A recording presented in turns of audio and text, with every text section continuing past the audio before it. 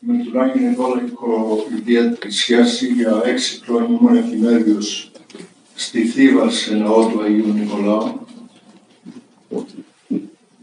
του 10ου αιώνα. Και πριν από αυτό ήμουν εφημέριος ιερέας στο νοσοκομείο του Ερυθρού Σταυρού, όπου στο ιερό μέσα είχαμε μια μεγάλη εικόνα, πόσο μεγάλη, ίσως 2 φορές από την ορίθμη, στον τοίχο δίπλα μου εκεί συνέχισε, και πάντα μιλούσα με τον Άγιο Νικόλα και έτσι έχουμε. Και μένω στην οδό Λυκίας.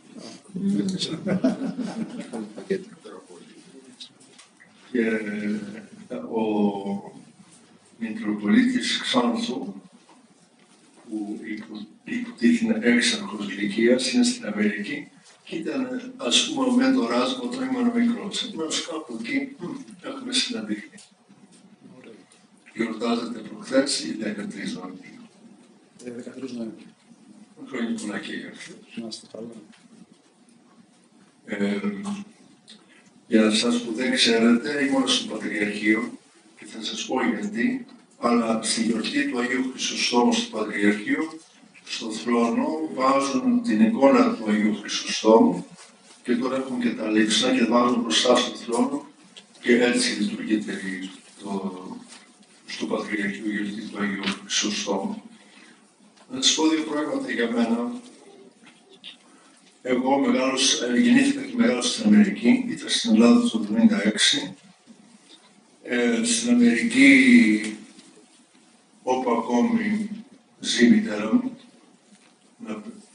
να πω ότι είναι 102, και έχει όλα τις σφαίρες της, ακόμα και θυμάται που αγόρασα το προηγούμενο γάμισο που φόρεσα. Σπούδασα στην Βοστόνη, τελείωσα τη θεωρητική σχολή του Τιμίου Σταύρου και μετά πήγα το δακτορικό μου στη κλινική ψυχοθεραπεία και ψυχιατρική ποιμαντική μέρημνα, όπου εργάστηκα και πριν από 2 χρόνια σε ένα ψυχιατρίο ως θεραπευτής και ήρθα με την οικογένειά μου, δηλαδή την σύζυγό μου και την κόρη μας στην Ελλάδα το 1976, όπου διορίστηκα στο νοσοκομείο του Ερυθρού Σταυρού. Ήμουν εκεί περίπου 12 χρόνια. Μάλιστα έφυγα από εκεί, τελευταία λειτουργία ήταν 26 Ιανουαρίου του 2018. Και μετά ήμουν στην Θήβα για 6 χρόνια, εφημέριος, σε μια, έλεγα, για τα δεδομένα εδώ στην Αθήνα, μέτρια ενορία, έχει 600 οικογένειες και για πολλούς και διαφορετικούς λόγους πήρα μετάθεση και πήγα στη Μητρόπολη Μεγάλου, που είναι δίπλα, και για 28 χρόνια ήμουνα λειτουργός στο μοναστήρι του Οσίου Μελετίου στον Κιθερώνα, κοντά στα Δίλια, ίσως έχετε πάει. Είναι μοναστήρι του 10ου αιώνα. Ο Άγιος Μελέτιος είναι από την Καππαδοκία και από την Καππαδοκία το χωριό του Αγίου Σάβα ήρθε και εγκαταστάθηκε εκεί. Εν τω μεταξύ, δεν έχω σταματήσει όλο τη δράση μου στον ψυχοθεραπευτικό χώρο. Ειδικά στο νοσοκομείο του Ερυθρού δεν υπήρχε τότε ψυχολόγος και ήμουν να λιγάκι το παιδί για όλες τις δουλειές. Το 2000 οργάνωσα μία συνδιάσκεψη για Ευρωπαίους διαχριστιανικό που διαχωνούν στα νοσοκομεία και εκεί φτιάξαν ένα δίκτυο για την ποιμαντική στα νοσοκομεία που με εκλέξαν εμένα συντονιστή και ήμουν συντονιστής αυτού του δικτύου για 10 χρόνια και κάπου εκεί το 2008 ο Παναγιώτος αποφάσισε να φτιάξουμε δικό μας δίκτυο, το Οικουμενικό Πατριαρχείο για την ποιμαντική στον χώρο της υγείας, όπου εγώ από τότε είμαι συντονιστής και συνεχίζω να είμαι. Και Έχουμε κάνει 5 συνέδρια, κάνουμε το έκτο του χρόνου και μία συνδιάσκεψη μέσα στην πανδημία διαδικτυακή. Και αν θέλετε μπορείτε να μπείτε μέσα και αν βάλετε Ποιμαντική Υγεία Οικουμενικού Πατριαρχείου στο Google θα το βρείτε κάτω. Θα βρείτε και όλες τις ομιλίες και όλα τα υλικά και στο YouTube και που είναι ενδιαφέρον. Και ασχολούμαστε με πολλά θέματα, όχι το θέμα της υγείας είναι ευρύτερο, δεν είναι μόνο όταν αρρωσταίνει είναι η φάση του νοσοκομείου. Και τώρα το καλοκαίρι, και δεν ξέρω πώς έγινε αυτό, με εκλέξανε το Παγκόσμιο Σύμβουλο Εκκλησιών, με εκλέξανε συντονιστή νέας επιτροπής για τα θέματα υγείας και ίασης. Και το λέω αυτό μόνο να σας πω ότι το θέμα της οικογένειας πια έχει γίνει ένα κύριο θέμα, απασχολεί όλους και όλα τα φάσματα της οικογένειας, ιδιαίτερα τα θέματα που αφορούν και τις αρρώστιες που επηρεάζουν τις οικογένειες. Πρέπει να σας πω πάντα πιστώσουμε ότι συνήθως δεν δέχομαι να έρθω στις σχολές γονέων. Αυτή είναι η πρώτη, νομίζω, δεν θυμάμαι πότε μίλησα τελευταία στη σχολή γονέων, μίλησα στη Ρόδο πριν από πολλά χρόνια, μόνο γιατί ανήκω στη Μητρόπολη Ρόδου. Και ο λόγος είναι ότι θεωρώ ότι είναι πολύ ευαίσθητο θέμα. Και ως κλινικός ψυχοθεραπευτής θεωρώ ότι κάθε περίπτωση είναι μια ξεχωριστή περίπτωση. Δεν μπορεί να κάνεις εύκολα γενικεύσεις. Οι γενικότερες δεν υπάρχουν και έτοιμες συνταγές. Επομένως, να ασχοληθείς με τα θέματα της οικογένειας πρέπει να είσαι πάρα πολύ προσεκτικός, γιατί αυτό που λες μπορεί να το πάρει κάποιος και να το πάει σπίτι και να είναι ακριβώς το αντίθετο από αυτό που λες. Είναι πάρα πολύ επικίνδυνο. Και μου έχει τύχει. Μία μητέρα έρχεται στη σχολή γονέων, ακούει κάτι από μένα και πάει στον άντρα της και λέει: βλέπεις τι είπε ο άντρα, ο πούλησε εκεί στην εκκλησία που εγώ δεν το είπα αυτό.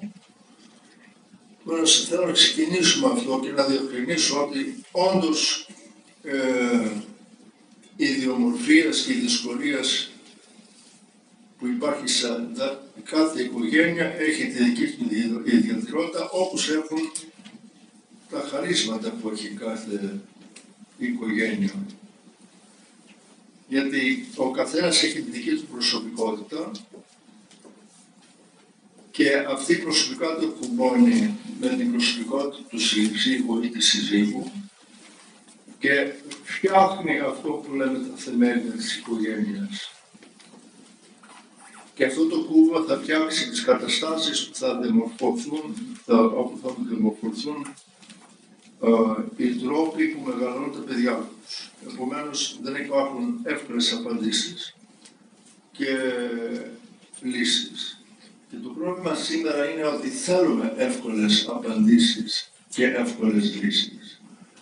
Δυστυχώς ο σύγχρονος άνθρωπος δεν θέλει να μαθαίνει πάρα πολύ στον εαυτό. Όσο για τα θέματα της οικογένειας, θα σας πω ένα παράδειγμα. Εμείς οι ψυχοθεραπευτές λέμε ότι, παραδείγματος χάρη, να θεραπεύσεις έναν αλκοολικό πρέπει να θεραπεύσεις 4 γενιές. Αυτά που έχουμε μάθει εμείς από τους γονείς μας θα επηρεάσουν τους τρόπους που εμείς θα μεγαλώσουμε τα παιδιά μας. Και αυτό που έμαθαν αυτοί από τους γονείς και αυτά που βιώσανε είναι πάει πίσω. Εδώ θα θέσω την πρώτη μας δυσκολία. Την τελευταία δεκαετία έχουν γραφτεί πάρα πολλά βιβλία που επιχειρούν να δώσουν απαντήσεις στα ερωτήματα των γονέων και μάλιστα μπορούμε να πούμε ότι το πλήθος των εκδόσεων έχει αυξηθεί και η αναζήτηση των γονέων έχει αυξηθεί. Από τη μία πλευρά αυτό είναι πολύ ενθαρρυντικό, από την την άλλη πλευρά δείχνει και την απόγνωση που έχει ένας γονιός στην προσπάθειά του να μεγαλώσει το παιδί του. Δείχνει επίσης τις δυσκολίες που υπάρχει όχι μόνο σε σχέση με το παιδί, αλλά σε σχέση με το ίδιο το ανδρόγυνο και την επικοινωνία που υπάρχει μεταξύ τους. Αυτή η αγωνία όμως δημιουργεί πολύ άγχος και αυτό το άγχος δυστυχώς επηρεάζει και τον τρόπο που μεγαλώνουν τα παιδιά μας. Και όσο απόγνωση έχουμε και τόσο άγχος, φόβο δηλαδή, να είμαστε πιο συγκεκριμένοι στην ορολογία, τόσο αυτό θα επηρεάσει και τον τρόπο που αντιδρούμε στα παιδιά μας. Εγώ θέλω να πω ότι θεωρώ ότι ο σημερινός γονιός περισσότερο φτάνει στην απόγνωση. Γιατί οι καιροί αλλάζουν πολύ γρήγορα, η κοινωνία αλλάζει και γι' αυτό δεν προλαβαίνουν να αντιμετωπίσουν τα προβλήματα, δεν προλαβαίνουν, γιατί το ένα πρόβλημα έχει μετά τον άλλο.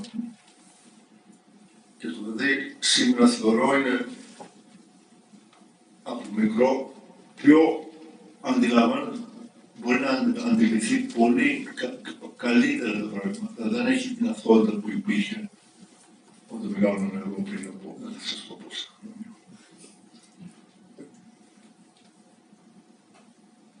Η γονική ιδιότητα αποτελείται από ατελείωτα καθημερινά γεγονότα, γεμάτα από μικρές χαρές, διάφορες εντάσεις, έντονες συγκρούσεις και απρόοπτες περιστάσεις και κρίσεις και καταστάσεις που κανείς δεν θα μπορούσε να φανταστεί ποτέ. Όταν παντρεύεται κανείς και κάνει παιδιά, δεν έχει καθόλου ιδέα τι θα αντιμετωπίσει στο μέλλον του. Και ο τρόπος που ο πατέρας και η μητέρα αντιμετωπίζουν αυτά τα γεγονότα διαμορφώνει αντίστοιχα τη σχέση τους με το παιδί τους. Αλλά επιλαμβάνομαι πάλι και λέω ότι ο τρόπος που αντιμετωπίζουν τα παιδιά τους έχει άμεση σχέση με τον τρόπο που αυτοί μεγάλωσαν. Εδώ θα πω το εξής, ότι έχω τη θεωρία ότι ο σημερινός γονιός, τα σημερινά ζευγάρια βιώνουν ήδη μεταξύ τους μια έλλειψη εμπιστοσύνης. Όταν ακούμε ότι ένας στους δύο χωρίζονται στις αστικές περιοχές και γενικώς στην Ελλάδα περίπου είναι από τους 3,5-4 εκεί, αυτό αμέσως δημιουργεί μια έλλειψη εμπιστοσύνη για το ίδιο το δεσπότο γάμο. Είναι το πρώτο κρατούμενο. Το άλλο κρατούμενο είναι ότι πια αυτοί που παντρεύονται σε ένα μεγάλο ποσοστό όταν γνωρίζονται είναι άγνωστοι τελείως. Ενώ στην παραδοσιακή παύλα επαρχιακή ή γειτονική οικογένεια ο ένας κάπως ήξερε τον άλλον. Όταν ήμουν στη Θήβα και ήθελα να μάθω με ποιον κάνει παρέα η κόρη μου, μπορούσα να ρωτήσω τον Σάκη και να μην αυτό το παιδί ποιανού είναι και ποια είναι η οικογένειά του και μου έλεγε. Σήμερα δεν είναι έτσι. Σήμερα γνωρίζονται οι άνθρωποι μεταξύ τους και σε χώρους που είναι απρόσωποι χώροι. Επομένως έχουμε και ένα πρόβλημα συνάντησης. Όλο αυτό δημιουργεί μια δυσπιστία και καλλιεργεί μια δυσκολία να αναπτυχθεί η σχέση. Αυτή η δυσκολία, αυτή η έλλειψη εμπιστοσύνης, ίσως και η διαφορά αξιών του ζευγαριού και έλλειψη θεμελίων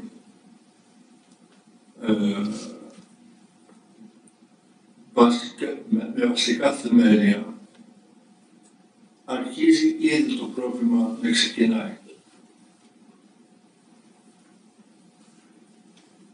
Εκτός από ορισμένες ακραίες παθολογικές περιπτώσεις όμως, θεωρώ ότι οι περισσότεροι γονείς θέλουν τα παιδιά τους να μεγαλώσουν σε ένα ασφαλές περιβάλλον και χαρούμενο περιβάλλον και ότι δεν επιθυμούν το παιδί τους να είναι ούτε φοβισμένο, ούτε χωρίς αυτοπεποίθηση, ούτε θέλουν να είναι άτρακτο και αντικοινωνικό. Όσο και να προσπαθήσουν οι γονείς να είναι καλοί γονείς, θα εκφραστούν με τρόπους που πολλές φορές δεν θέλουν, γιατί πολλές φορές έχουν μάθει, και αυτό θα πούμε στη συνέχεια, να συμπεριφέρονται και βλέπουν ότι αντιδρούν με έναν τρόπο που δεν θέλουν, αλλά το κάνουν. Και αυτές οι αρνητικές συμπεριφορές τους θυμίζουν τα ίδια τα παιδικά τους χρόνια. Η τραγωδία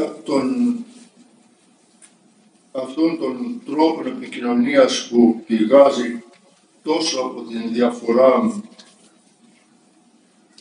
που υπάρχουν μεταξύ τους γονείς και την έλλειψη κατανόησης είναι το πρώτο θέμα που δημιουργεί το πρόβλημα στην ανατροφή των γονέων. Των παιδιών, με συγχωρείτε.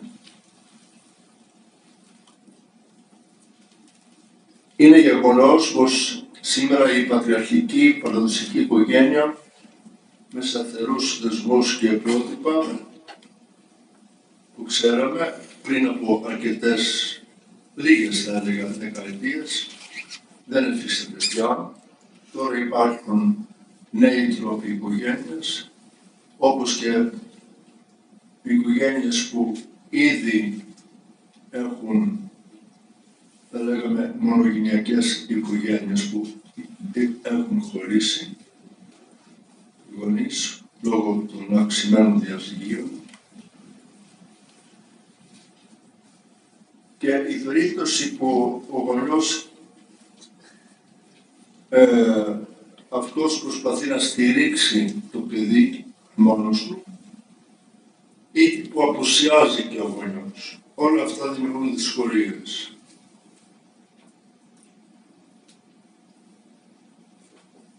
Μπροστά σε αυτές τις νέες δομές όμως πρέπει να αναζητήσουμε ποια όμως είναι, ποια είναι τα θεμέλια της οικογένειας. Πώς πρέπει να στηριχθεί μια οικογένεια.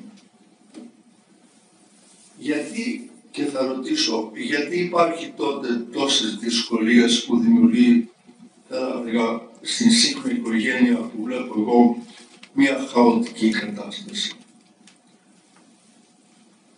Εδώ θα πω ότι δεν θα πω πολλά πράγματα, θα ακούσω από εσάς, αλλά θα τονίσω 2 ή 3 στοιχεία. Το πρώτο είναι πρέπει να ρωτήσουμε τι σημαίνει οικογένεια. Εγώ έχω τη θεωρία ότι η οικογένεια, όπως τα έλεγε το λεξικό, σημαίνει είναι εκεί που ο οίκος, εκεί που γεννιέται κάποιος. Αλλά έχει και μια ευρύτερη έννοια. Οικογένεια σημαίνει ότι εκεί είναι ένα γένος που στεγάζεται σε έναν οίκο, αλλά αυτό το γένος ανήκει κάπου. Η σημερινή οικογένεια πού ανήκει? Παλιά η οικογένεια ενταζόταν μέσα σε μια ευρύτερη κοινωνία. Το ερώτημα σήμερα είναι, εντάσσεται σε μια ευρύτερη κοινωνία? Η οικογένεια έχει την έννοια για μένα ότι έχει ένα ιστορικό παρελθόν. Έχει ένα παρόν και πορεύεται προς ένα μέλλον. Ποιο είναι το ιστορικό παρελθόν της οικογένειας? Σήμερα δυστυχώς οι περισσότερες οικογένειες δεν βιώνουν αυτό το ιστορικό παρελθόν. Δεν νιώθουν ότι έχουν μία σειρά που τους πάει πίσω Και δεν μιλάω μόνο ότι του γένους των ανθρώπων με το αίμα. Δεν ήταν αυτό που λέμε γένος. Υπήρχε ένα πολιστικό παρελθόν που εκφραζόταν μέσα στις παραδόσεις. Υπάρχουν και αξίες της πίστεώς μας που μεταδίδεται από γενιά σε γενιά. Και υπήρχε και ο τρόπος που η οικογένεια έχει τη συνάντησή της. Σήμερα όλο αυτό βρίσκεται σε κρίση. Γιατί όλο αυτό που λέω εγώ απαιτεί ένα πλαίσιο ύπαρξης. Όταν δεν υπάρχει ένα πλαίσιο ύπαρξης, τότε καλλιεργείται ένας φόβος, μια έλλειψη εμπιστοσύνης, έλλειψη σταθερότητας. Το πω διαφορετικά, υπάρχει μια έλλειψη σταθερότητας και γι' αυτό μια έλλειψη εμπιστοσύνης και μετά έναν φόβο. Και αυτό που λέμε άγχος, απροσδιόριστος φόβος.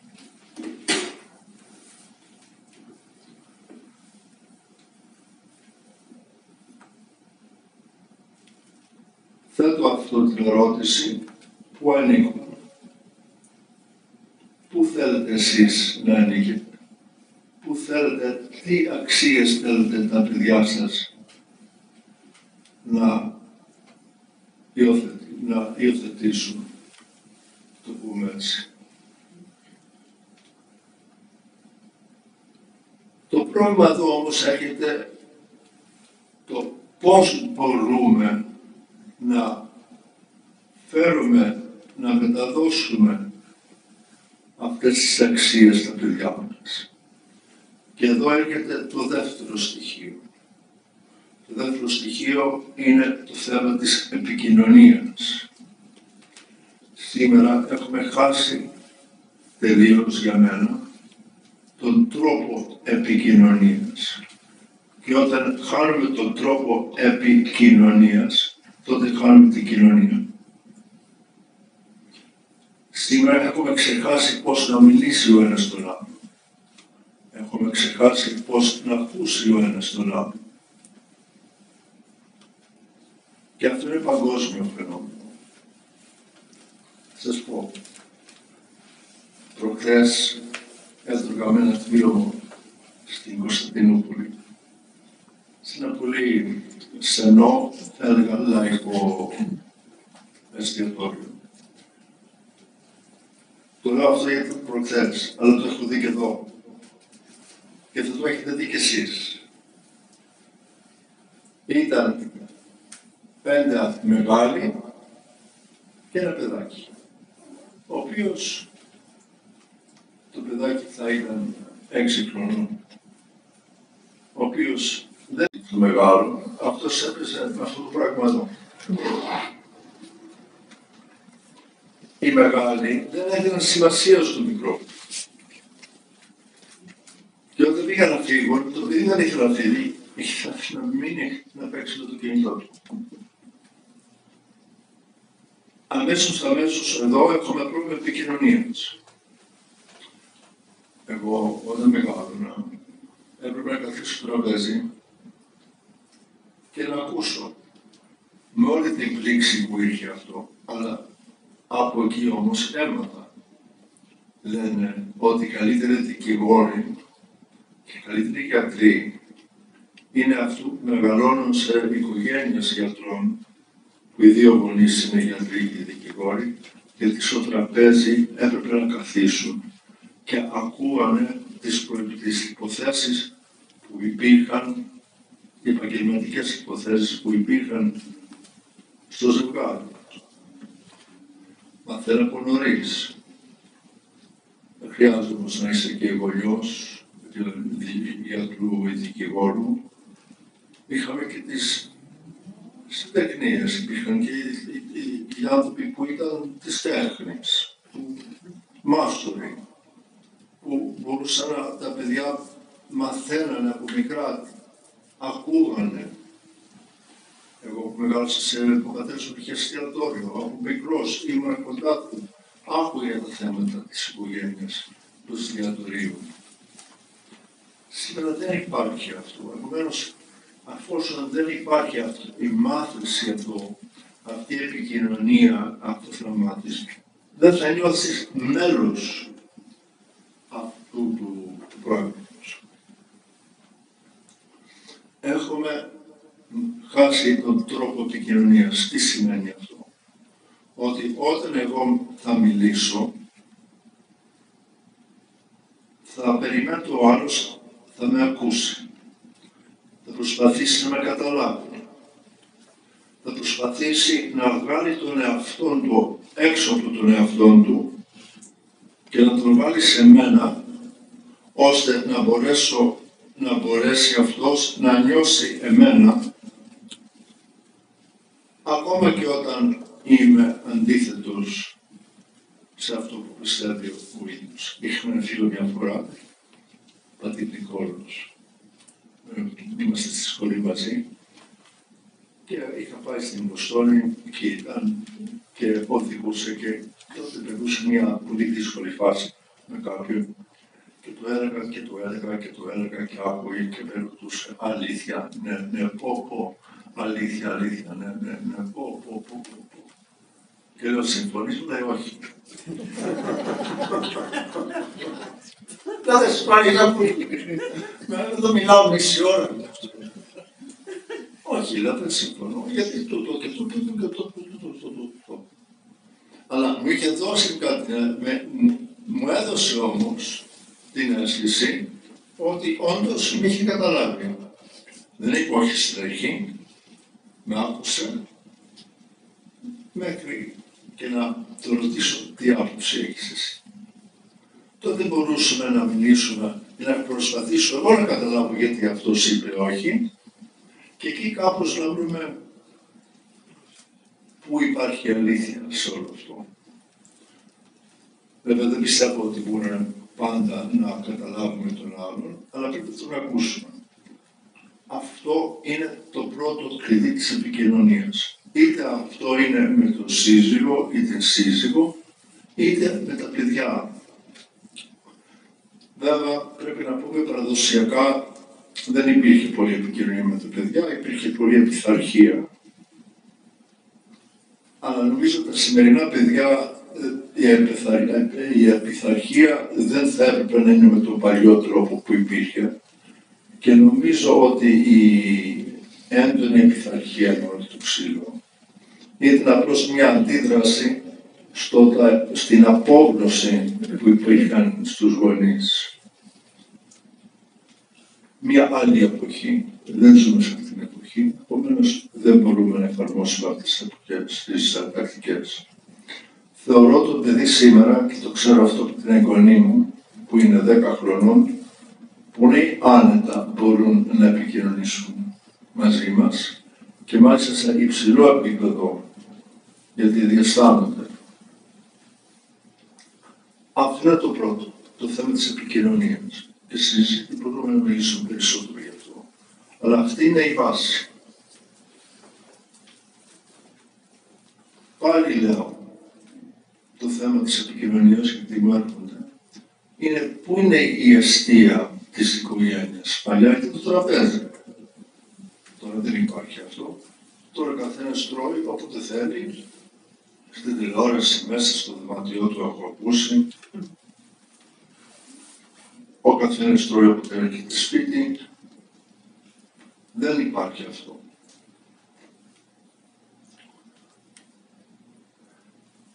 Ένα δεύτερο θέμα της οικογένειας είναι η ευθύνη για την ίδια την οικογένεια. Σήμερα υπάρχει αυτό το χάος μέσα στην οικογένεια, γιατί κανένας δεν έχει μάθει ότι έχει μία ευθύνη προς την ίδια την οικογένεια. Αλλά αυτή η οικογένεια έχει και μία ευθύνη προς την κοινωνία. Δεν μπορώ να μιλήσω για την ευθύνη της οικογένειας, του παιδιού απέναντι στην κοινωνία. Πρέπει να το μάθει πρώτα από την ευθύνη που έχει στην κοινωνία, στην οικογένεια. Αυτή είναι η μικρή κοινωνία. Από μικρό παιδί πρέπει να μάθουμε το παιδί ποιες ευθύνες έχει. και συγκεκριμένα. Και όχι μόνο. Και ο κάθε σύζυγος ή σύζυγος έχει μία ευθύνη. Πρέπει να είμαστε πολύ ξεκάθαροι για το ρόλο που παίζει ο καθένας μέσα στο ζευγάρι, τι ευθύνες έχει για το σπίτι, να ξέρει ότι ο ένας που λέω εγώ είναι ο αρχηγός και ο άλλος είναι βοηθός και με αυτόν τον τρόπο να λειτουργήσει το σπίτι. Ο ένας δεν μπορεί να σηκώσει όλη την ευθύνη του σπιτιού. Πρέπει να συζητηθεί αυτό και να το διευκρινίσουμε. Όταν ήμουν στη Θήβα, πριν πατρέψω ένα ζευγάρι, τους έλεγα να έρθουν να με δουν 3 φορές. Είχα πει την πολυτέλεια. Την πρώτη φορά εξηγούσα την ακολουθία του γάμου. Πολύ ωραία. Δεύτερη συνάντηση, θυμάμαι ένα ζευγάρι, ήρθε και κάθισαν, πως είστε καλά, λέω, λοιπόν, ποιος θα πλύνει τα πιάτα. Και λέει αυτός, σύζυγός μου, μπα, λέει. Αυτό είναι ένα μικρό, το λένε παράδειγμα. Πολλές φορές μπαίνουμε σε σχέσεις και οι ρόλοι δεν έχουν ξεκαθαριστεί και γι' αυτό μετά υπάρχει μία ένταση. Το παιδί το ίδιο πρέπει να μάθει αυτό. Πρέπει να μάθει ότι από μικρό παιδί π.χ. και θα λύσω πολύ πρακτικά και πεζά ότι παιδί μου πρέπει να μαζέψει τα παιχνίδια σου να τα βάζει στη θέση μου. Γιατί εδώ έχουμε μία τάξη. Παιδί μου, εδώ δεν μπορείς να φέρεις τα παιχνίδια σου. Τι κάνει αυτό? Εκτός από το του δίνει την ευθύνη και την αυτοπεποίθηση μετά, γιατί η ευθύνη καλλιεργεί την αυτοπεποίθηση και σου λέει εφόσον το κάνω αυτό μπορώ να το κάνω, τότε το παιδί θα αρχίζει να νιώθει ότι είναι ένα μέλος σε αυτό το σπίτι και έχει μια αξία ότι δεν είμαι μόνο εγώ, δεν έχω μόνο την υποχρέωση, αλλά εδώ λειτουργούμε όλοι μαζί και δουλεύουμε όλοι μαζί. Εγώ έχω την ευθύνη να κάνω αυτό, εσύ έχεις την ευθύνη να κάνεις αυτό.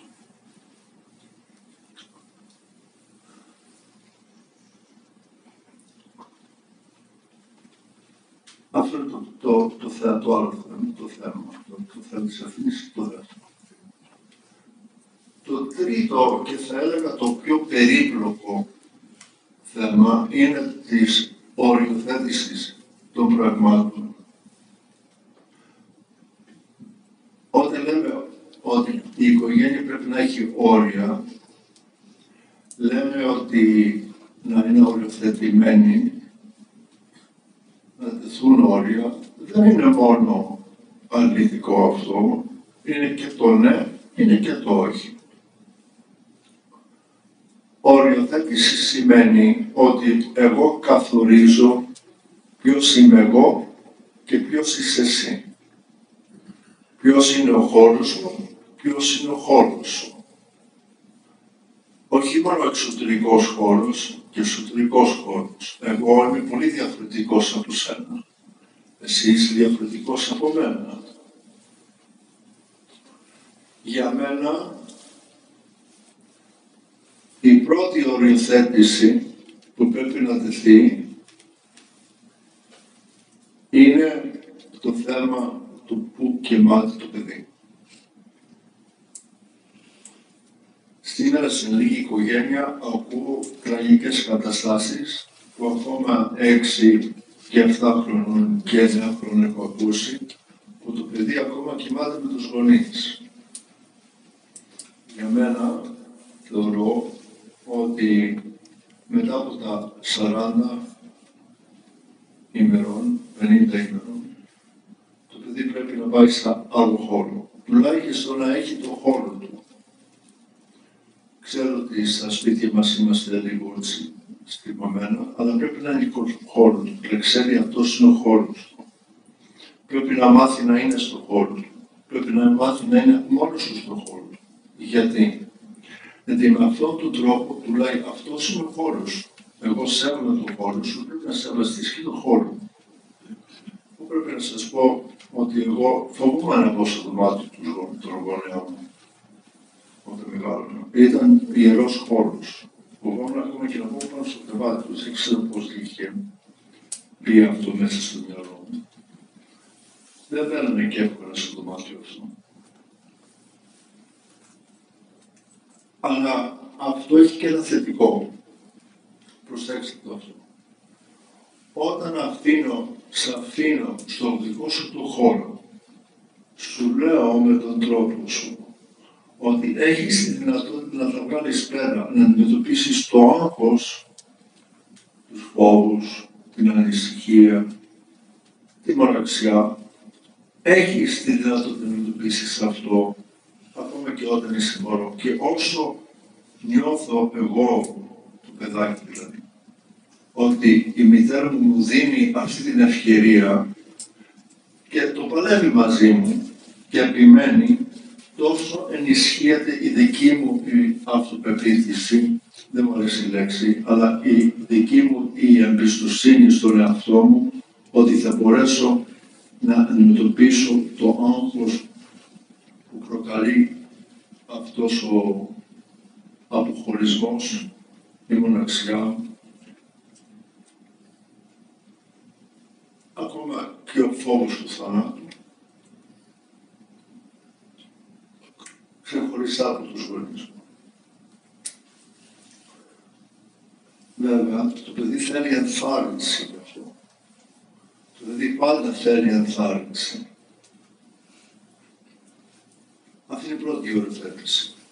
Η δεύτερη οριοθέτηση για μένα είναι να δώσεις στο παιδί, θα έλεγα, μια συγκρατημένη επιλογή των πραγμάτων.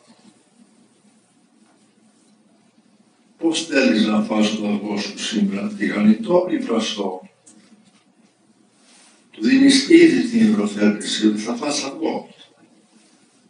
Αλλά θα επιλέξεις εσύ πώς θέλεις να βάλεις το αυγό. Ποια από τα δύο ρούχα θέλεις να φορέσεις σήμερα? Αυτό ή αυτό? Τρίτη οριοθέτηση, από πολύ μικρό πια, είναι πόση ώρα διαθέτεις να βλέπει το παιδί τηλεόραση ή να είναι στο τάμπλετ του. Με τα παιδιά πια από 4 χρόνια μένουν στο τάμπλετ.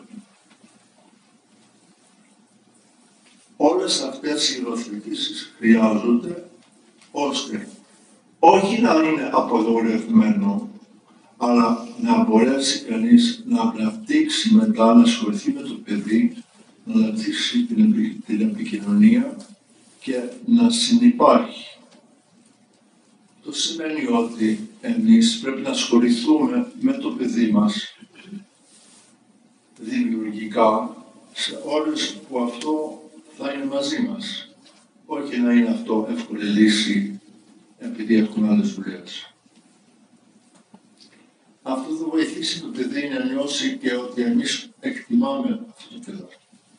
Ότι θεωρούμε ότι έχει δημιουργικές ικανότητες. Με αυτόν τον τρόπο θα αναπτύξει την εμπιστοσύνη στον εαυτό του και θα νιώσει και εμείς τον αποδεχόμαστε για αυτό που είναι και για τις δυνατότητες που έχει.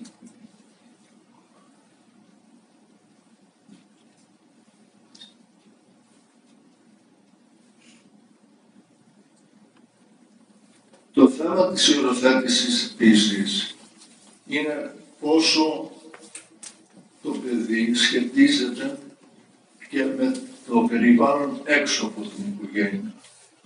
Πώς πρέπει να συμπεριφερθεί. Και εδώ λίγο θεωρώ ότι το έχουμε χάσει. Ήμουνα στην πλατεία της Ρόδου μια φορά και πήραμε καφέ, όπου υπήρχαν 3 ξένες οικογένειες, πρέπει να σας πω. Τότε παιδάκια ήταν αγγελούδια, πολύ μικρά παιδιά. Και λέω στον πατέρα Αντώνιο, το φίλο μου, που τώρα είναι στη Σύμμεσλη, μοναστήρι της Αγροπνίκης. Λέω, Πάτερ Αντώνιο, αν αυτές τις οικογένειες ήταν ελληνικές οικογένειες, τι θα γινόταν? Εδώ λέει, η πλατεία δεν θα γινόταν όλο κάτω. Πρέπει να μάθουμε τα παιδιά μας πώς να συμπεριφερθούν έξω. Και βλέπετε εδώ υπάρχει ένα θέμα. Όταν λέμε ότι έχουμε χάσει την αίσθηση ότι αυτή η οικογένεια ανήκει σε μια ευρύτερη κοινωνία ανθρώπων, έχουμε χάσει την αίσθηση ότι πια είμαστε πρόσωποι μεταξύ προσώπων. Σας πω πολύ καλά τη δική μου εμπειρία στην Αμερική. Όταν τελείωνε η Εκκλησία, εγώ έπρεπε να πάω στη γιαγιά, στη θεία Μαριγό, στη κυρία Πάπαινα, να τους χαιρετήσω, να τους φιλήσω. Η γιαγιά μου πάντα μου έδινε τσίχλα. Μια φορά πήγαμε στο αυτοκίνητο και η μαμά μου λέει χαιρέτησε την κυρία Πάπαινα, λέει όχι. Ωραία, έγινε χαμός. Γιατί δεν είχε εδώ. Αυτό όμως ότι δείχνει ότι υπάρχει μια οριοθέτηση, γιατί πρέπει να δείξεις σεβασμό από τους ανθρώπους. Δεν υπάρχει αυτό πια, δεν υπάρχει κάτι έξω από εμάς. Αυτά τα τρία στοιχεία, λοιπόν, επικοινωνία, ευθύνη, ρόλους και οριοθέτηση των χώρων και των πραγμάτων, για μένα είναι τα βασικά που χρειάζονται για την οριοθέτηση της οικογένειας. Αν το βάλουμε και εκκλησιαστικά, θα δούμε και ότι η Εκκλησία με κάποιο τρόπο καλλιεργεί τους άξονες από τους τρεις. Γιατί και καλλιεργεί την επικοινωνία μέσα από την κοινωνία και τη Θεία Κοινωνία και την κοινωνία της Εκκλησίας, καλλιεργεί την ευθύνη που έχουμε απέναντι ο ένας στον άλλο και απέναντι στην Εκκλησία και καλλιεργεί και την οριοθέτηση. Γιατί και η νηστεία είναι ένας τρόπος οριοθέτησης και η γιορτή είναι ένας τρόπος οριοθέτησης. Όλο αυτό εντάσσεται μέσα στη ζωή της Εκκλησίας, αν το θέλουμε να το δούμε εκκλησιαστικά, και δεν είναι μόνο ψυχολογικό βέβαια. Νομίζω ότι εδώ θα σταματήσω και θέλω να ακούσω από εσάς τις δυσκολίες που έχετε σε σχέση με αυτό. Μην σας κουράσω άλλο, γιατί συνήθως σαν ψυχοθεραπευτής ακούω και δεν μιλάω. Ήδη έχω μιλήσει περισσότερο. Και να δούμε πώς όλο αυτό εντάσσεται στα δικά σας προβλήματα και να πείτε αν κάνω λάθος ή όχι. Θα το αφήσω εδώ και θα το ανοίξω για συζήτηση. Λοιπόν, σε μια συνέντευξη σε σχολή γονέων, μια κοπέλα σηκώνεται και λέει: να σας πω, αν μία πεθερά έκανε αυτό και αυτό και αυτό, τι θα λέγατε? Και πετάγεται μία και λέει: εγώ δεν σου κάνω τέτοια πράγματα.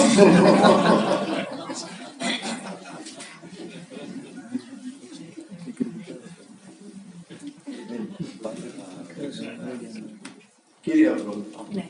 Απλά να πούμε ότι τα παιδιά είναι και λίγο μιμητικά όντα. Γιατί ό,τι βλέπουν οι γονείς, μάλλον με το παράδειγμά τους, με τη στάση τους, με τη συμπεριφορά τους, καθορίζουν και διαμορφώνουν το χαρακτήρα των παιδιών τους με πολλούς τρόπους. Και μέσα στην οικογένεια, μέσα στο σπίτι και εκτός από αυτό. Δηλαδή ότι είναι το βασικό, το πιο ενεργικό οι γονείς, πατέρας και μάνα, να διαμορφώνουν το χαρακτήρα των παιδιών και να θέτουν και όρια. Γιατί με τα όρια τα παιδιά νιώθουν πιο ασφαλή. Τι πιστεύετε? Εγώ πιστεύω ότι παιδιά, ακόμα και το μωρά και 40 ημερών, είναι σφουτάρια και με τον τρόπο που καταλαβαίνουν την κυριαρχία στο περιβάλλον.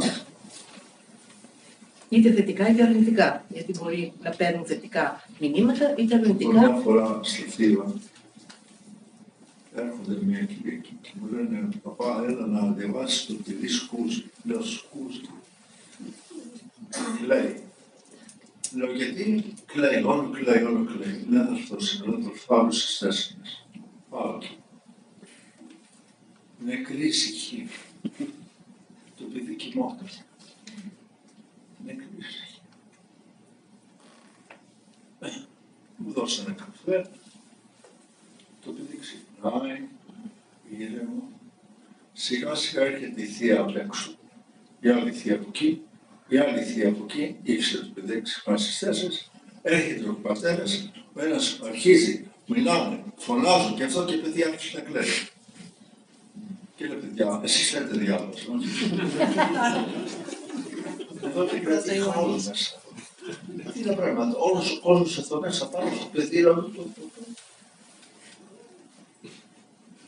και είχε ήδη μάθει. Επομένως το θέμα είναι πώς εμείς επικοινωνούμε σαν ζευγάρι μεταξύ μας. Πώς διαφωνούμε. Πότε διαφωνούμε. Με τη ένταση. Με τη ένταση.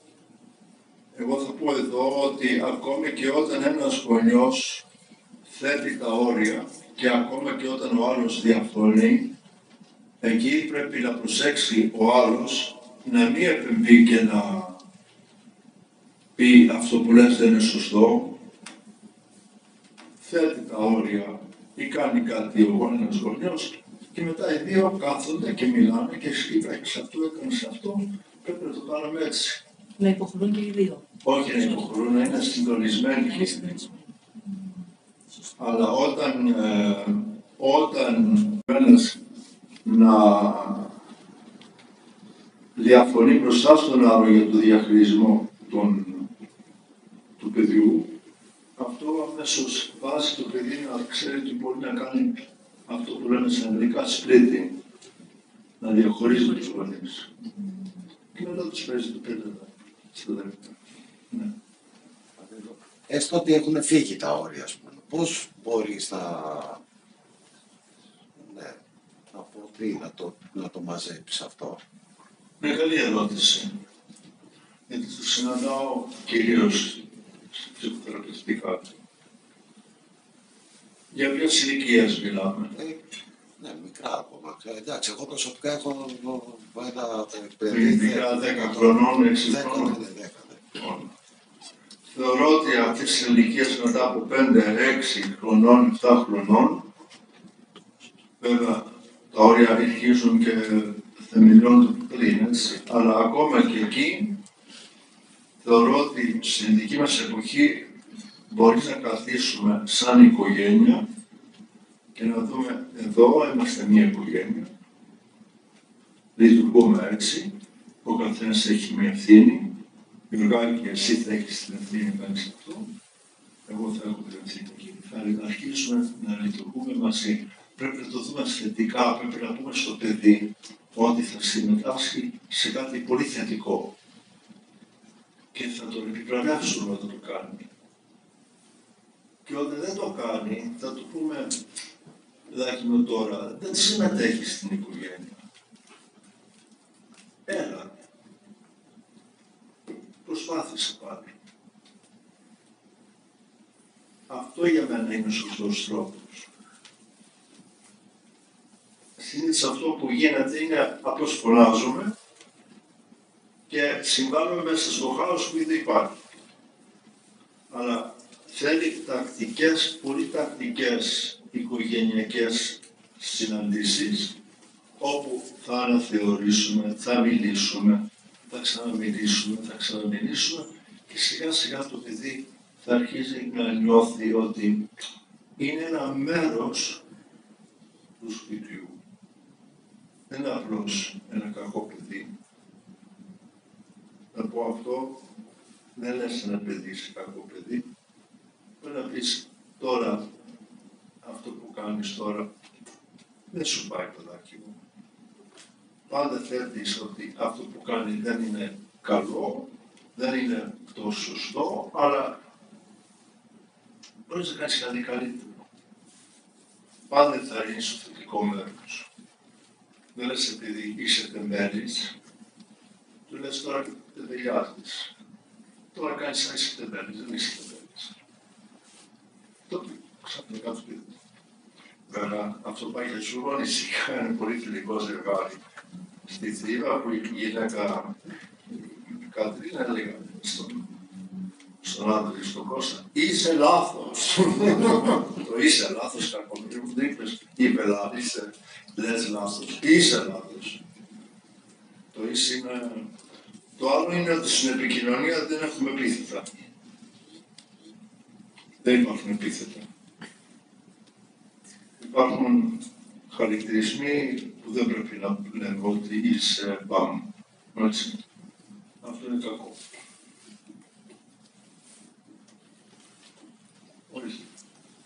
Όσον αφορά τις γιαγιάς και τους παππούδες, είναι πάντα πιο χαλαροί. Πώς θα τις οριοθετήσεις αυτές?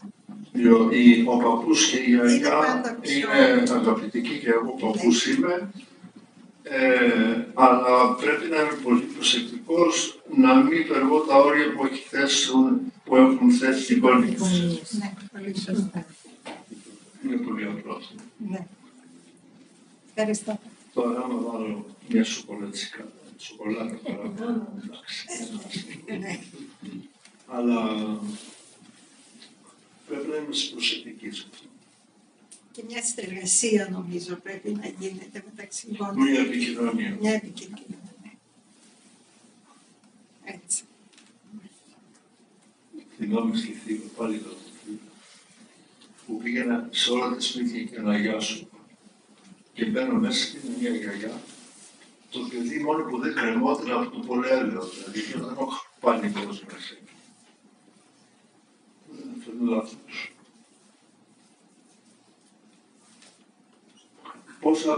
Πόσες γιαγιάδες και παππούδες έχουμε εδώ? Πόσοι είναι?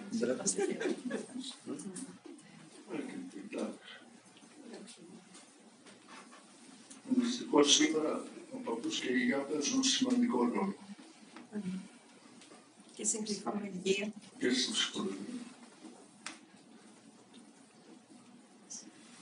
Αλλά δεν είναι κακό.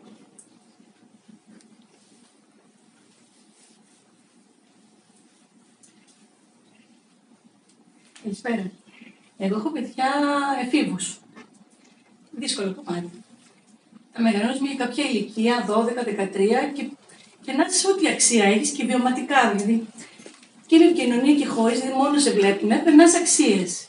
Και μόνο όντως με τους γονείς όπως ζουν, δηλαδή παίρνουν τα παιδιά. Και βλέπεις στην εφηβεία όλα γυρνάνε πάνω κάτω. Ξέρετε πώς είναι η εφηβεία. Δηλαδή ακυρώνουν τους γονείς και βλέπεις πράγματα που δεν ταιριάζουν με την οικογένεια.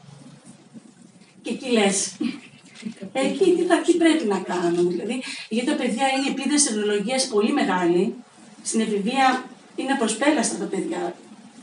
Από ένα σημείο και μετά, δηλαδή, είναι πολύ δύσκολο να επικοινωνήσεις. Δεν είναι ποτέ δύσκολο να επικοινωνήσεις, είναι δύσκολο ίσως να ακούσουν, αλλά είναι δύσκολο για μένα στην εφηβεία πρώτα απ' όλα πρέπει να ξέρουμε για την εφηβεία. Όχι τώρα, σε κάθε εποχή, ότι η εφηβεία είναι όντως θέμα αμφισβήτησης του ίδιου του εαυτού τους. Όχι μόνο για εσάς. Αμφισβητούν το ίδιο τον εαυτό τους, βρίσκονται σε ένα πέλαγος. Το λέει και ο Χρυσόσιμος, ο Άγιος Χρυσόσιμος.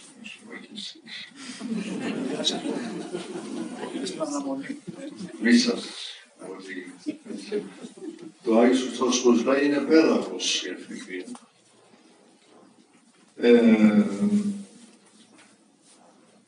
Είναι ένα πέρασμα. Πολλά γίνονται. Πολλές ώρες, χαμός. Και δεν ξέρω πώς να διαχειριστούν όλα αυτά. Και το θέμα σήμερα είναι ότι μεγαλώνουν όλες αυτές οι ορμές, όλες αυτές οι προκλήσεις έρχονται πολύ νωρίς στη ζωή τους και ήδη δεν είναι έτοιμοι να αντιμετωπίσουν. Δεν έχουν την οριμότητα και βρίσκονται σε απόγνωση. Εγώ θεωρώ ότι για τους εφήβους πρέπει να τους ενθαρρύνουμε να καθίσουμε και να θερρύνουμε τους εφήβους να μας μιλήσουν όσο μπορούν στο τι γίνεται στη ζωή τους. Γιατί εγώ θεωρώ ότι ο σημερινός έφηβος, και μου το έχουν πει οι έφηβοι αυτό, βρίσκονται πολύ μόνοι τους. Είναι μέλος, ο έφηβος είναι μέλος μιας ομάδας, αλλά ταυτίζεται απόλυτα με τη μονάδα, γιατί η ίδια η ύπαρξή του δεν είναι δυνατή να σταθεί μόνο του. Αλλά μέσα από αυτή την ομάδα βιώνω μία μοναξιά. Και γι' αυτό χρειάζεται να μπορώ να μιλήσω σε κάποιον. Για μένα, σήμερα, το οποίο δεν θα το έλεγα αυτό πριν από 20 χρόνια, θα έπρεπε πρώτα να μπορούν να μιλήσουν με τους γονείς, να ακούσουμε. Ούτε να κρίνουμε, ούτε να σχολιάσουμε, να ακούσουμε. Και ίσως να πούμε, να σου πω και την άποψή μου, για αυτό να το σκεφτείς. Δεν ακούνε. Να το σκεφτείς. Δεν είναι να το πω κάτι δεν είναι σωστό, να το σκεφτείς. Θα το σκεφτεί, άμα το πεις με αυτόν τον τρόπο. Άμα νιώθει ότι μπορεί να μιλήσει μαζί σας και να πει την αγωνία του και να πει και θα το σκεφτεί. Θα το σκεφτεί, θα το παλέψει. Και μπορεί σε απρόοπτη στιγμή να έρθει να σας πει, ξέρεις, αυτό που μου είπες, είχες δίκιο. Αλλά πρέπει να τον αφήσουμε και να το παλέψει. Το δεύτερο είναι πρέπει να βρούμε να μπορεί το παιδί αυτό να ενταχθεί σε μια ομάδα που ίσως έχουν τις ίδιες αξίες που θέλετε να έχει. Δηλαδή, εδώ είναι σε ακόμα πρόβλημα, γιατί ποια είναι η ομάδα, η άλλη ομάδα. Δεν μπορεί να ταυτιστεί μόνο με μια ομάδα. Δεν είναι καλό αυτό. Εδώ παίζει ρόλο για μένα η κοινότητα της Εκκλησίας, αν υπάρχει κοινότητα και αν υπάρχουν παιδιά που έρχονται και να μεγαλωθούν αυτό.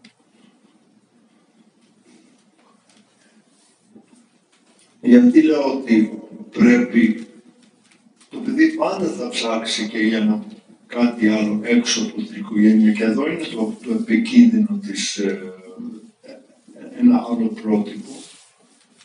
Γιατί δεν ξέρω ποιο θα συναντήσει, ποια κοινωνία τόσα πρόσωποι που δεν ξέρουμε ποιον θα συναντήσει. Γι' αυτό πρέπει να έχουμε την επαφή, να ξέρει πολύ να μας πει τι γίνεται.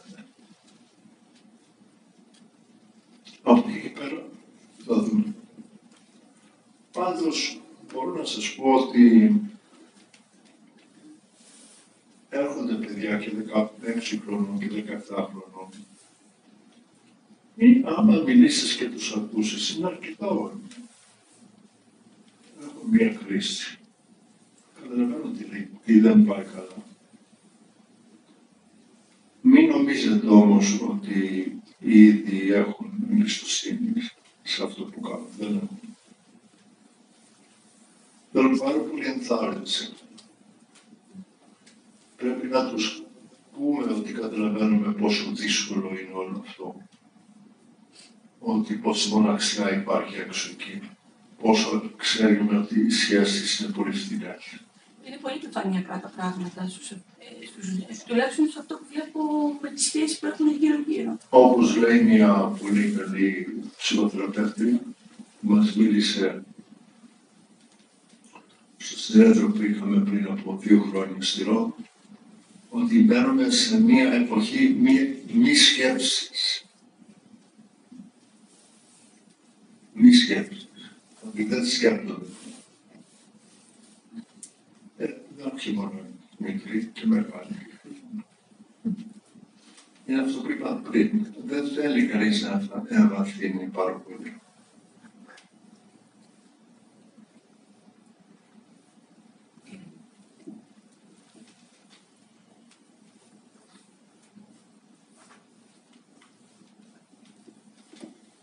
Άλλο. Λύσει όλο το πρόβλημα. Να πω εγώ κάτι Βεβαίως. Μιλάω εγώ γιατί τέλος πάντων να μην νομίζετε κιόλας ότι ο λόγος σας πέρασε έτσι. Όχι ότι μειώνω τους άλλους. Λοιπόν, όλα αυτά που είπατε περιληπτικά είναι σωστά απόλυτα. Διαβάζοντας την κοινωνία που ζούμε. Το είπατε και με διακριτικότητα και με τάκτη, είπατε και το παράδειγμα σε άλλη ομιλία που παρεξηγηθήκατε. Λοιπόν, για μένα, επειδή έχω ταξιδέψει στον κόσμο συγκριτικά, αυτό που είπατε για τη Ρόδο είναι το κλειδί. Έχουμε ψαχτεί όμως γιατί είναι μεγαλωμένα αυτά τα παιδιά έτσι και εδώ είναι χαμένο το παιχνίδι. πάτε στη Ρόδο, τα μικρά παιδιά είχαν ένα ρόλο, ήξεραν πώς θα φερθούν κτλ. Από το 90 και μετά η κοινωνία εδώ έχει πάρει μια κατηφόρα και δεν σταματάνε τα φρένα με τίποτα. Και σε αυτό στο τέλος θα ήθελα και τη δική σας έτσι ειλικρινή σαν... Λοιπόν, νομίζω πρέπει να το δούμε και ιστορικά. Νομίζω ότι η ελληνική κοινωνία που πέρασε τη στέρηση που πέρασε είναι από πολλές δεκαετίες και είχε πολλή στέρηση. Μιλάμε και από τον πόλεμο και έπειτα. Ότι οι γονείς μετά από τη στέρηση δεν ήθελαν να στερηθούν τα παιδιά τους πολλά πράγματα και τους έδωσαν πάρα πολλά. Νομίζω μετά όμως έχουμε αυτή η πρώτη στέρηση, μετά είναι αυτό που είπα. Μετά τα παιδιά αυτά που δεν μάθανε ότι έχουν μία ευθύνη στην κοινωνία, ότι είναι μέτοχοι μίας οικογένειας, μέλους μίας οικογένειας και συμβάλλουν, που. Όταν αυτά τα παιδιά κάνανε παιδιά, δεν είχαν μάθει να οριοθετήσουν τα πράγματα και γι' αυτό τώρα βλέπουμε γονείς 40 χρονών που έχουν μικρά παιδιά που βγαίνουν έξω τα ρούχα τους και φωνάζουν και δεν ξέρουν πώς να βάλουν τα όρια γιατί ήδη δεν έχουν μάθει τα όρια. Γιατί κάπου πρέπει να έχεις μάθει να το κάνεις αυτό. Ακριβώς, λοιπόν, γίνεται ένας γονιός επειδή υπάρχει Συμφωνείτε μαζί μου? Απόλυτα. Ναι. Επομένως, έχουμε μπει σε τρίτη φάση. Το πρόβλημά μου που σκέφτομαι εγώ είναι τι θα γίνει με τα παιδιά τώρα που μεγαλώνουν σε αυτό στο χαοτικό περιβάλλον. Και θα σας πω τι θα γίνει. Γιατί το βλέπω.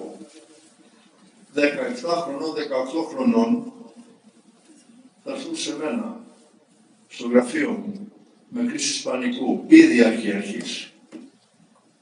Ήδη βλέπουμε παιδιά 16, 17, 18 χρονών που πάσουν από κρίση πανικού. Που έρχονται σε μένα. Γιατί τι είναι ο πανικός? Η κρίση πανικού είναι ο φόβος του αγνώστου. Είναι ο φόβος της ανυπόρειας. Είναι ο φόβος ότι εγώ νιώθω ότι δεν μπορώ να ελέγχω τα πράγματα στη ζωή μου και φοβάμαι το άγνωστο. Γιατί το εγώ μου, να μιλήσω λίγο ψυχοθεραπευτικά, το εγώ μου δεν έχει οριοθετηθεί, δεν έχω μάθει, δεν έχει πλαισιωθεί. Επομένως, αισθάνομαι πια το φόβο να μπω σε μια κοινωνία άγνωστη και αχωτική κι αυτή. Και έχουμε ένα παζουλισμό από φόβους. Και γι' αυτό, όταν εγώ νιώθω τόσο φόβο, θα αμυνθώ, θα σκοτώσω, θα μαλώσω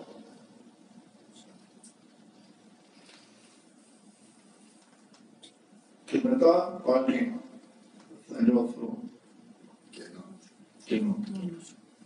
Ο Δοστοιεύσκι, και το λέω αυτό σχεδόν σε όλες τις ομιλίες μου, στους Νατούς Καρμαζό, έχει κάνει μια προφητική, θα έλεγα, περιγραφή των πραγμάτων. Ο πατήρ Ζωσιμά λέει ότι η έννοια της ελευθερίας έχει παρερμηνευθεί. Οι πλούσιοι νομίζουν μόνο να αποκτήσουν ό,τι θέλουν. Και στο τέλος, όταν βλέπουν ότι δεν μπορούν να τα πάρουν όλα και νιώθουν το κενό που φέρνει όλο αυτό το παίρνω ό,τι θέλω, γιατί υπάρχει ένα κοινό μετά, αυτοκτονούν.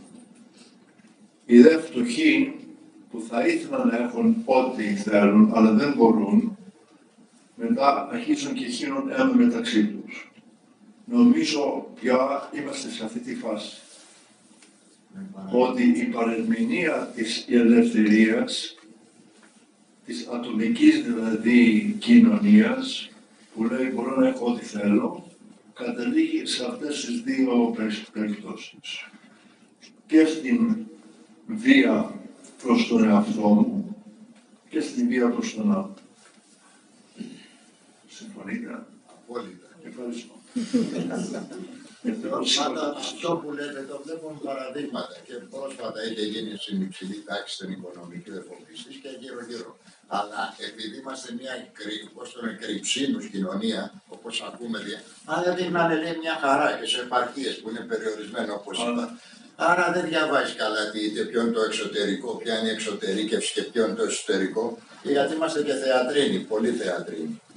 Τέλος πάντων, όπως το είπατε, έχουμε χάσει τους κρίκους. Η αλυσίδα, άμα δεν έχει κρίκους, δεν μπορεί να φτάσει από την αρχή. Όχι μόνο σε σχέση με τα παιδιά, ο μεγάλος κίνδυνος είναι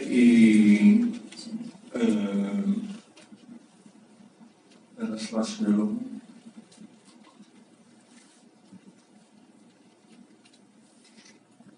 Η εικονική πραγματικότητα. Πια τα παιδιά έχουν μια εικονική πραγματικότητα, δεν ξέρουν την πραγματικότητα.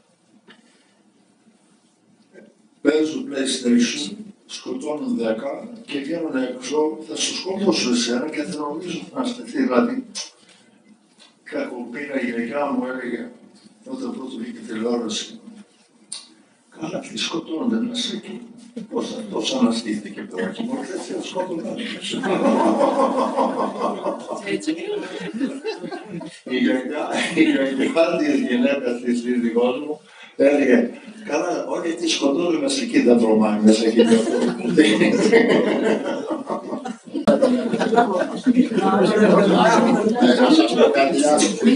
Θα σας πω, εγώ δεν ξέρω τι μάθω. Αυτό που ξέρω για τα παιδιά,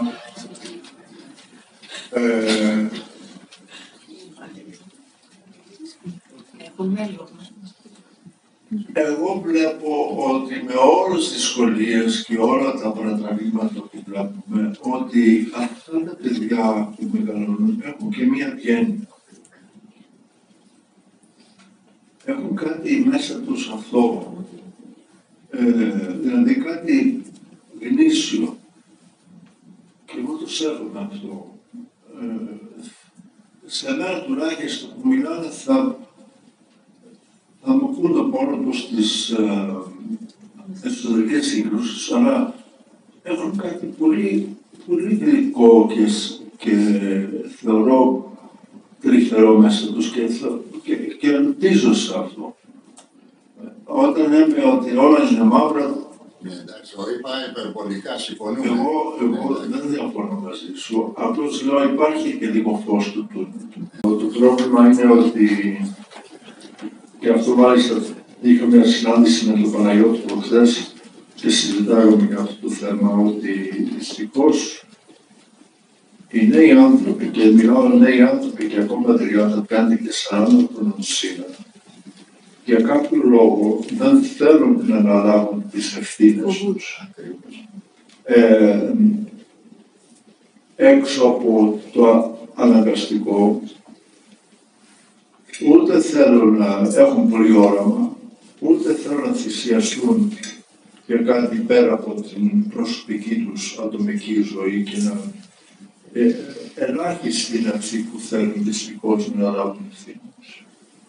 Και το λέμε αυτό, το βλέπουμε σε όλα τα επίπεδα, δεν είναι και από πάνω μέχρι κάτω. Δεν θέλει κανείς να αναλάβει πια ευθύνη. Έχουμε γίνει μια ατομικιστική κοινωνία, γιατί δεν υπάρχει κοινωνία. Αυτό είναι το πρόβλημα μας. Και το πρόβλημά μας είναι πώς εμείς εδώ παίζει ρόλο άμεσα η ενορία για μένα. Αν η ενορία μπορεί να αποτελέσει μια πηγή κοινωνίας, είναι πολύ σημαντικό. Και όταν λέω κοινωνίας, μιλάω όταν ο ένας νοιάζεται για τον άλλον και φροντίζει για τον άλλον. Τώρα θα βγούμε έξω πεντερά, αλλά δεν πειράζει. Δηλαδή, για μένα η κοινωνία, η εκκλησιαστική, πρέπει να μάθει και να αρχίζει να φροντίζει για τους ανθρώπους που είναι μόνοι τους, για τον ηλικιωμένο που είναι μόνος του, για τον μητέρα που είναι μόνη της και παλεύει με το παιδί της στο σπίτι, γιατί ο άντρας δεν δουλεύει, ή κτλ. Πόσες φορές έχω πάει σε μευτήρια να διαβάσω μία γνωστή και εκεί που διαβάζω και μου λένε άλλες που λένε διάφορες ευχή και διαβάζω, κάθε φορά μία θα αρχίσει να κλαίει και θα πει πάτε κάνε προσευχή για μένα τη δική μου, θα είμαι μόνη. Δηλαδή αυτό είναι ένα σημαντικό πρόβλημα. Πώς θα αγγίξουμε τους ανθρώπους, πώς θα αγγίξουμε τους ανθρώπους που παλεύουν τη ζωή τους, που είναι μόνοι τους. Τα παιδιά έχουν χάσει τη γονή τους, γονείς τους. Όλο αυτό είναι ένα φάσμα. Πρέπει να αυτή είναι η κοινωνία. Εξάλλου, ο Χριστός ήρθε στον κόσμο να μας αγγίξει στον πόνο μας. Να πει ότι εγώ είμαι εδώ μαζί σας. Αν το κάνουμε αυτό, δεν είμαστε εκκλησία. Είμαστε απλώς μια θρησκεία που κάνει ορισμένες τελετές.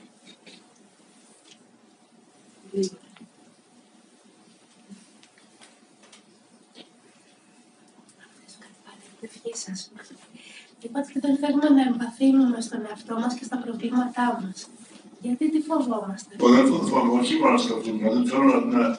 Γιατί φοβάμαστε να δούμε τις αναπάρκειές μας, μας τρομάζουν και νομίζω ένας λόγος είναι φοβόμαστε όχι ότι μόνο τον εαυτό μας να τα δει, φοβόμαστε και να μην τα δουν οι άλλοι και μας απορρίψουν. Γιατί αν έχουμε κάποιον που μπορεί να μας ακούσει και να είναι συνοδοιπόρος στην πορεία μας, στη ζωή και να έχει καταλάβει και να συμβιβαστούμε με τις ανεπάρκειές μας, τις ελλείψεις μας. Να το πω διαφορετικά, εάν δεν μπορούμε να συμβιβαστούμε και να δούμε τις ελλείψεις μας, δεν θα μπορέσουμε να ανακαλύψουμε και τα χαρίσματα μας. Περισσότερο προσπαθούμε να καλύψουμε ή να αντιμετωπίσουμε τις ελλείψεις και δεν κοιτάζουμε τα χαρίσματα. Αλλά φοβόμαστε πάντα την απόρριψη. Και γι' αυτό ίσως. Το άλλο είναι ότι αυτό που είπα, ότι δεν μπορώ μόνος μου να εμβαθύνομαι. Πρέπει να δεν μπορεί να το κάνω αυτό μόνος. Γιατί θα βρεθώ σαν διέψωμο. Το θέμα τον πνευματικό ή τον πνευματικό, ναι. Και πνευματικός, φίλο, έχουμε φιλίες. Μπορούμε να είμαστε με τους φίλους μας. Εκλείπουν οι φίλοι σήμερα. Δηλαδή η γιαγιά μου που καθόταν στο πεζούρι με τις Άγιες Κυρίες εκεί και έλεγε τον πόνο της. Δεν είχε μια εμπάθηση αυτό, με ένα μοίρασμα. Δεν υπάρχει αυτό πια. Στο κινητό τώρα λέμε. Είναι τραγικό νέο ζευγάρι, οι δυο τους. Λοιπόν, όχι δεν είμαι μονομένα. Μην το λες, να σου πω, εγώ έχω ένα σύζυγός μου, δεν θα πω ποια είναι μαγείρισα και γνωστή. Έχω και ασχολείται με όλο αυτό της μαγειρικής και έχουμε ένα φίλο που είχε ένα εστιατόριο. Ήταν ο μάγειρας στο εστιατόριο και πάμε και τρώμε και μια Κυριακή και λέει, να σου πω, βλέπω όλα τα ζευγάρια που έρχονται εδώ και δεν μιλάμε μεταξύ τους. Ο καθένας έχει το κινητό του. Ο καθένας μιλάει με το κινητό.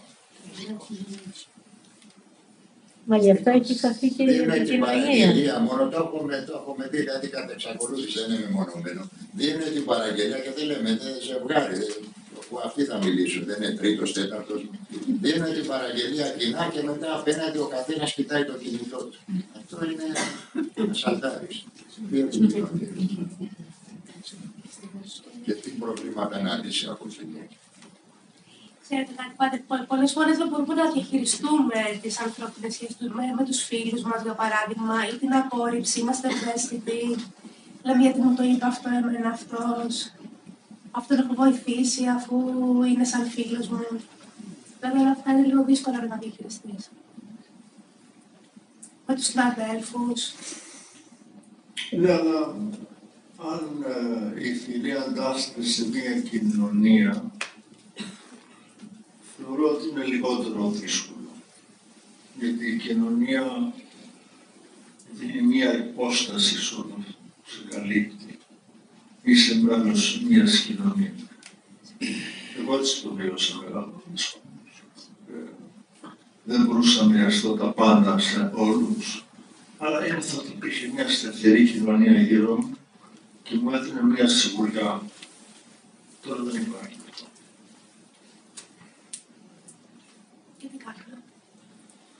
Φτιάχνουμε κοινωνίες. Γι' αυτό είστε εδώ. Αν η σχολή γονέων μπορεί να φτιάξει μια κοινωνία γονέων και ο καθένας να μην πάει προς σπίτι και πει να φτιάξουμε μια ωραία μικρή.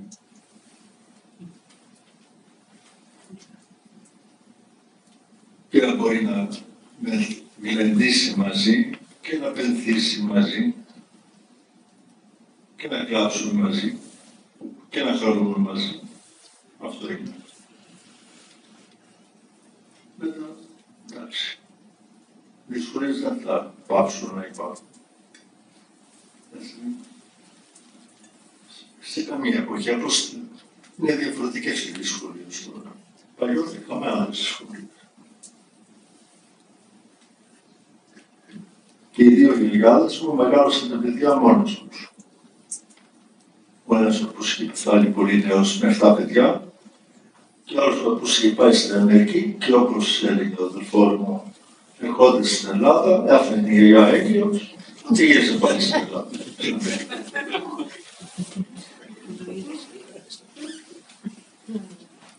Και όταν το είπε στον παππού μου, λέει, άφησες τη γιαγιά μόνη της. Πήγα από εδώ πάλι από εδώ. Αλλά ήταν η ανάγκη τότε, ήταν βιωτική ανάγκη.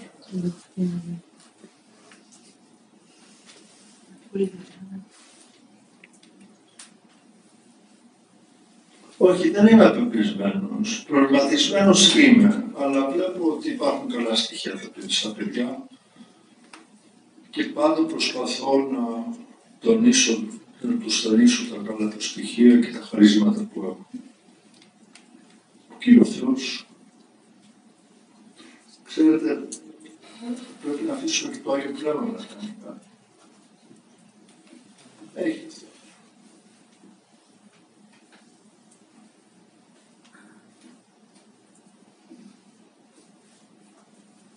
Μπορεί να περάσουμε μία δυσκολία, όπως ξέρουμε, ή να χρειαστεί να περάσουμε μία δυσκολία, να βγει κάτι καλύτερο. Αλλά αν έχουμε την υπομονή και την κατερία, να υπομείνουμε στις δυσκολίες. Χωρίς ταραχή. Και αν έχουμε πίστη στο Θεό, δεν θα ταραχθούμε. Αλλά θα παλέψουμε.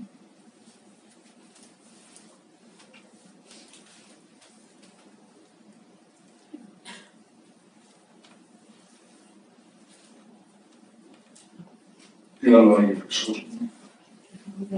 Ναι. Πάτερ, δεν είναι ένα θέμα σύγχρονες οικογένειες. Οι άνθρωποι δεν πιστεύουν στο Θεό, δεν εμπιστεύουν στο Θεό, δεν προσεύχονται. Πώς μπορεί αυτή η οικογένεια να περπατήσει σε μια κοινωνία όταν είναι απομακρυσμένη τελείως από το Θεό? Ή και αυτοί που υποτίθεται είναι στην Εκκλησία, η σχέση τους με το Θεό είναι προβληματική.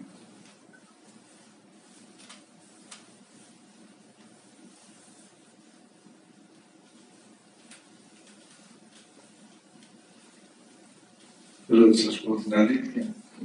Είναι αλήθεια. Λοιπόν, θεωρώ ότι έχω μια τεράστια ποιηματική ευθύνη απέναντι στους ανθρώπους. Και γι' αυτό είπα πριν ότι έχουμε την ευθύνη στις αυτές τις δύσκολες ώρες που βιώνουν αυτοί οι άνθρωποι να τους πλησιάσουμε και να τους πούμε ότι είμαστε κοντά τους. Και αν νιώθουν ότι είμαστε κοντά τους και τους δείχνουμε ένα γνήσιο ενδιαφέρον, μπορεί αυτό να αρχίσει να καλλιεργεί πάλι την ανάγκη της αναζήτησης. Ο Ντοστογεύσκι λέει ότι δεν υπάρχει άθεος. Εγώ στο νοσοκομείο τότε που ήμουνα, ξέρω πολύ καλά από όλους τους χιλιάδες που είχα δει, γιατί περνούσα από τουλάχιστον 25 αρρώστους την ημέρα, ήμουν εκεί 12 χρόνια, βάλτε πόσους αρρώστους έχω δει. Ήμουν μόνος, ο πρώτος μάλλον ιερέας που είχα καθίσει μαζί τους και τους άκουγε. Άλλαξε τίποτα τη ζωή τους, δεν ξέρω, μπορεί. Αλλά ότι κάποιος έδειξε τον ενδιαφέρον σε αυτή τη δύσκολη στιγμή, νομίζω τους άνοιξε. Και ο Θεός ξέρει μετά τι κάνει. Αλλά πρέπει να είμαστε εκεί. Πρέπει και η ίδια η ενορία να φτιάξει τη δομή της, ώστε να μπορέσουν τα μέλη της ενορίας, της κοινωνίας, της εκκλησίας να αγγίξουν αυτούς τους ανθρώπους. Και σιγά σιγά. Ξέρετε, δεν είναι προσελητισμός αυτό που θα πω. Αυτό είναι ποιηματικό ενδιαφέρον, αλλά οι ιερέσεις έτσι λειτουργούν. Σε χτυπάνε την ώρα που έχεις ανάγκη και σε κερδίζουν. Το ξέρω αυτό και από την Αμερική και από την Ελλάδα. Πρέπει να είμαστε λίγο πιο, θα έλεγα, ιεραπόστολοι σε αυτό το τομέα.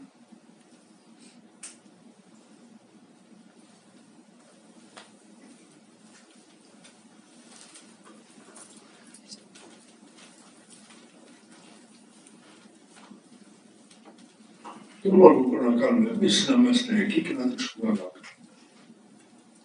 Εκεί πέρα.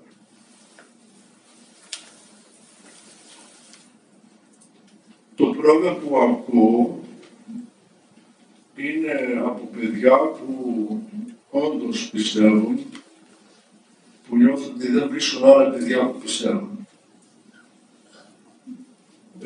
Και εδώ χρειάζεται να έχουμε μέρημα να φέρω τους ανθρώπους κοντά. Στο εξωτερικό γίνεται.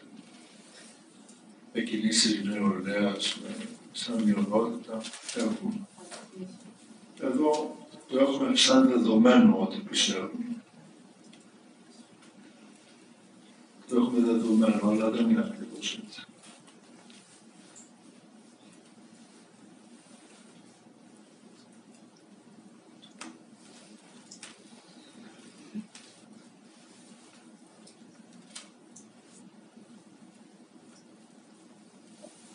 Εγώ πάντοτε παίρνω σαν δεδομένο ότι ο άλλος πιστεύει. Τόσο τι πιστεύει. Ότι πιστεύει. Και πάντοτε παίρνω δεδομένο ότι αυτός θέλει κάποιος να του δείξει αγάπη.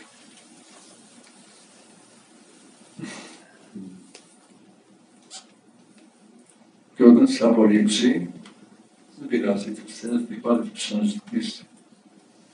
Το έχω βιώσει.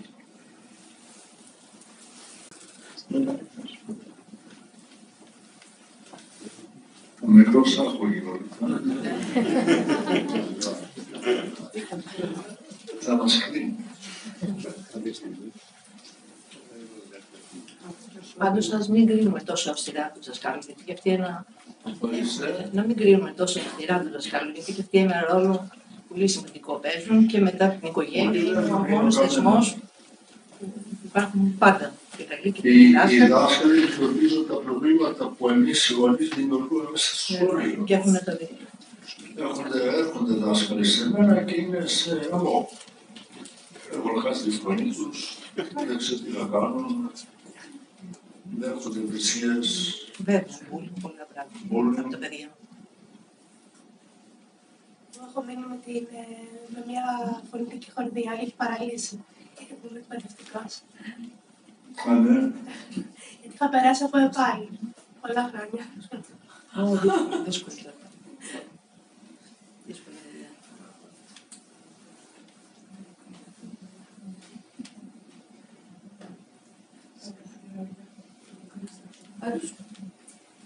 Τα παιδιά και από το σχολείο και από τις πλατείες και όπου κυκλοφορούν. Υπάρχουν πολύ σκληρές συμπεριφορές σε πολύ μικρές ηλικίες. Δηλαδή, λέμε από 7 χρονών, βλέπεις πράγματα που δεν τα βλέπαμε μετά τα 15-18 στη γενιά μας. Και προσπαθείς να κάνεις τα παιδιά και δυνατά ταυτόχρονα, γιατί πρέπει να επεξέλθουν σε όλο αυτό και να είναι μέσα σε αυτό. Δηλαδή, δεν μπορεί να το βγάλεις και εκτός. Απ' την άλλη, περνάς και την καλή τη συμπεριφορά των αξιών που θέλουμε εμείς να περάσουμε. Αλλά πρέπει να ανταπεξέλθουμε και σε αυτό που υπάρχει. Δηλαδή τα παιδιά εκεί έχουν μια σύγκρουση. Δηλαδή, πολύ σου λέω του γιού μου, μην κάνεις αυτό, μου λέει γιατί θα με κοροϊδεύουν, θα μου κάνουν. Δηλαδή, έχουν σύγκρουση τα παιδιά. Στο ρεαλιστικό κομμάτι, στη θεωρία καλά τα λέμε. Στο ρεαλιστικό δυσκολεύει. Πρέπει να πω και κάτι συγκεκριμένα. Μέσω πρώτη επαφή με πορνό ίντερνετ είναι 14 χρονών. Εγώ νομίζω και νωρίτερα. Μέσω όρο. Έτσι. Πολλά παιδιά μου φαίνονται εξαγριωμένοι. Δηλαδή, ειδικά αν πας στο μετρό ή κάτι άλλο και δεις παιδιά από ίσως πιο πτωχά προάστια ή δεν ξέρω τι, φαίνονται εξαγριωμένα. Δηλαδή, και οι συμπεριφορές τους και όλα. Δεν είναι αυτό που είπα πριν. Όταν δεν υπάρχουν όρια, το παιδί δεν είναι εξαγριωμένο, είναι φοβισμένο. Αυτό που βλέπετε εσείς είναι μια άμυνα απέναντι στον ίδιο τον φόβο που έχει για αυτό που είναι και αυτό που υπάρχει. Επομένως, αν είναι εξαιρεμένο, σημαίνει ότι αυτό που έχει και βλέπει και βιώνει είναι θυμωμένος επειδή βλέπει ότι δεν υπάρχει δεν υπάρχει συνοχή. Πρώτο, αυτό που δεν είπα για τα όρια. Όσο για τα όρια, πάντα ο νέος θα δοκιμάσει τα όρια να δουν αν τα όρια αυτά είναι σταθερά.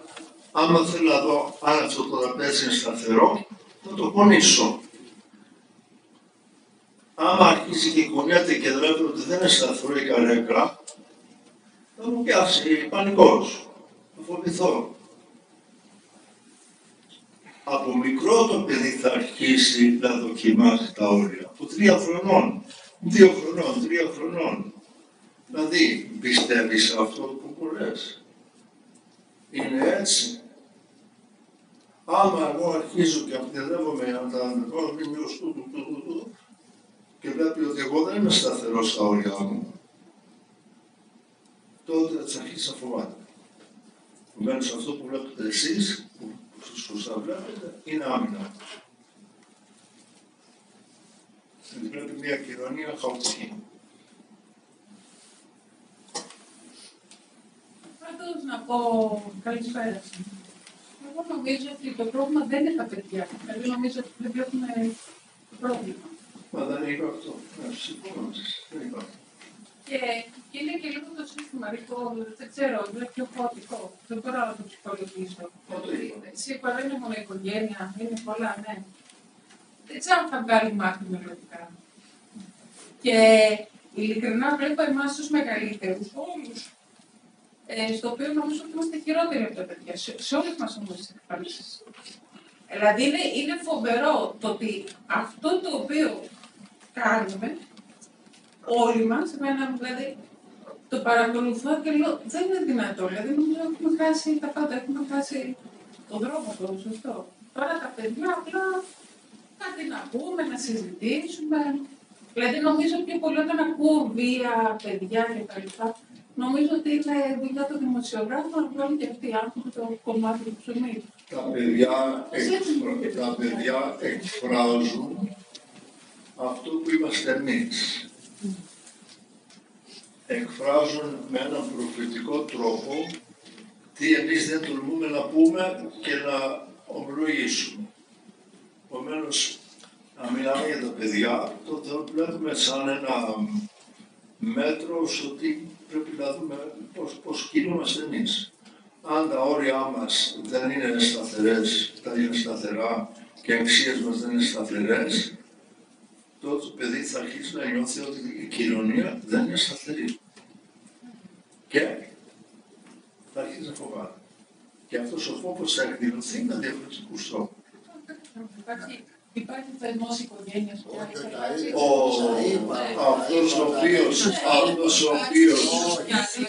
αυτός ο οποίος κάνει κατάχρηση με κάθε τρόπο να αποφύγει το εσωτερικό του πόνο και την μοναξιά του και τον φόβο του, η κατάχρηση είναι πρόβλημα. Τα ναρκωτικά, το αλκοόλ, δηλαδή η μουσική δεν είναι το πρόβλημα. Το πρόβλημα είναι αυτό που θέλει να καλύψει. Να σκεπάσει, δεν αντέχει να το δει. Γι' αυτό είπα πριν ότι η επικοινωνία μαζί τους είναι αναγκαίο.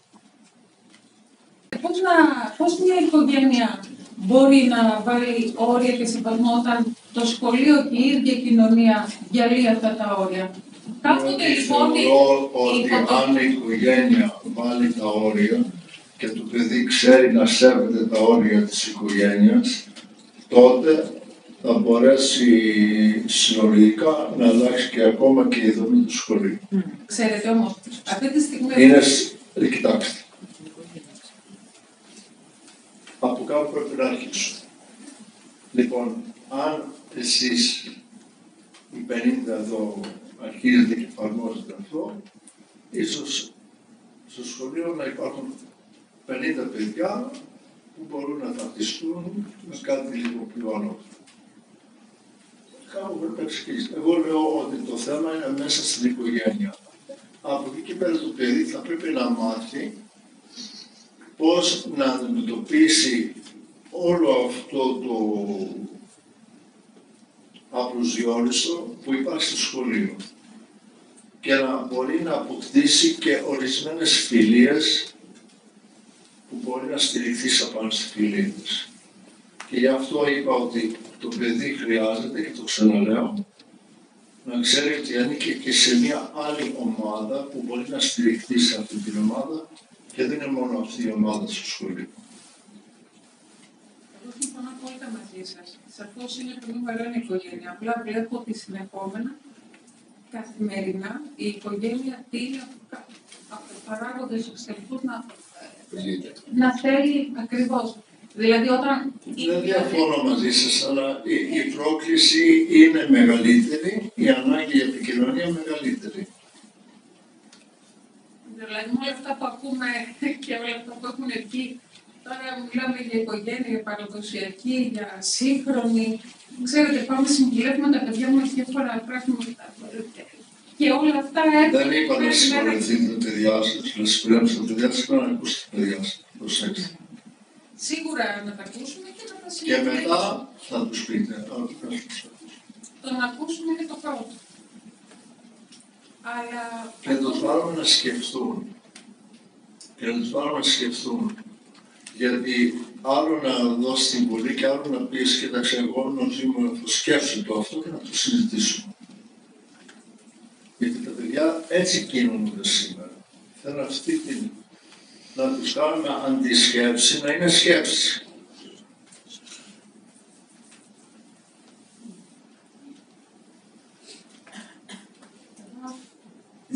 Σε αυτό που λέει. Όχι, κάποια κοπέλα εδώ θέλει να μιλήσει.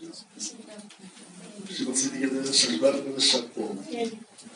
Μήπως απλά οι γονείς φοβούνται να ενισχύσουν στα παιδιά την κοινωνία και την ύπαρξη του Θεού και την παρουσία του στη ζωή τους? Άμα το πιστεύω, θα το φοβούνται, αρχίζει να το πιστέψουν. Ενώ ότι μήπως φοβούνται ότι τα παιδιά τους θα έχουν λόγω της, αυτής της...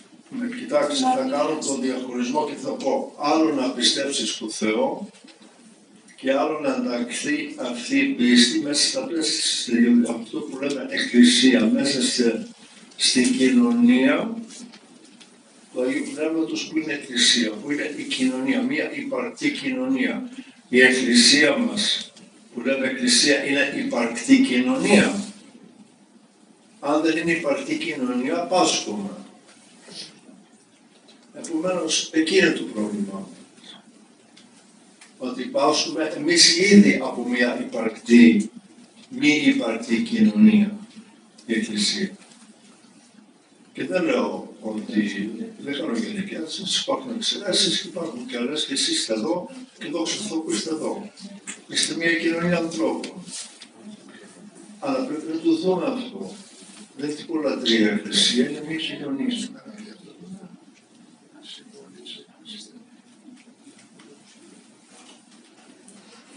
Πρέπει επίσης να μάθουμε σε παιδιά τι σημαίνει διαφορετικότητα. Το θέμα της διαφορετικότητας είναι τεράστιο θέμα, αλλά και πάλι αυτό ξεκινάει από την οικογένεια. Διαφορετικός είναι ο παπάς, διαφορετική είναι η μαμά, διαφορετικός είσαι εσύ. Εγώ έχω τη δική μου την ανάγκη, ο παπάς έχει τη δική του την ανάγκη και εσύ έχεις τη δική σου ανάγκη. Ο παπάς έχει τη δική του την ευθύνη, εγώ έχω τη δική μου την ευθύνη, η μαμά δηλαδή, και εσύ έχεις. Όλοι είμαστε διαφορετικοί, αλλά όλοι είμαστε ένα.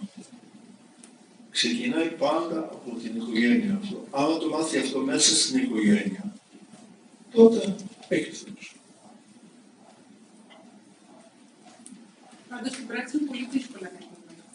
Βεβαίως. Είναι πάρα πολύ.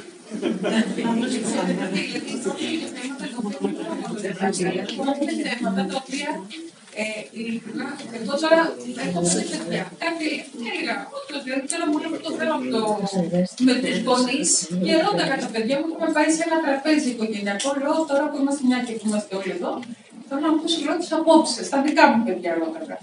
Και η γνώμη σας για τα ομόφυλα ζευγάρια. Ξέρετε τι μου είπαν, απαντήσεις μέσα σε αυτά που μου είπαν. Είσαι ομοφοβική.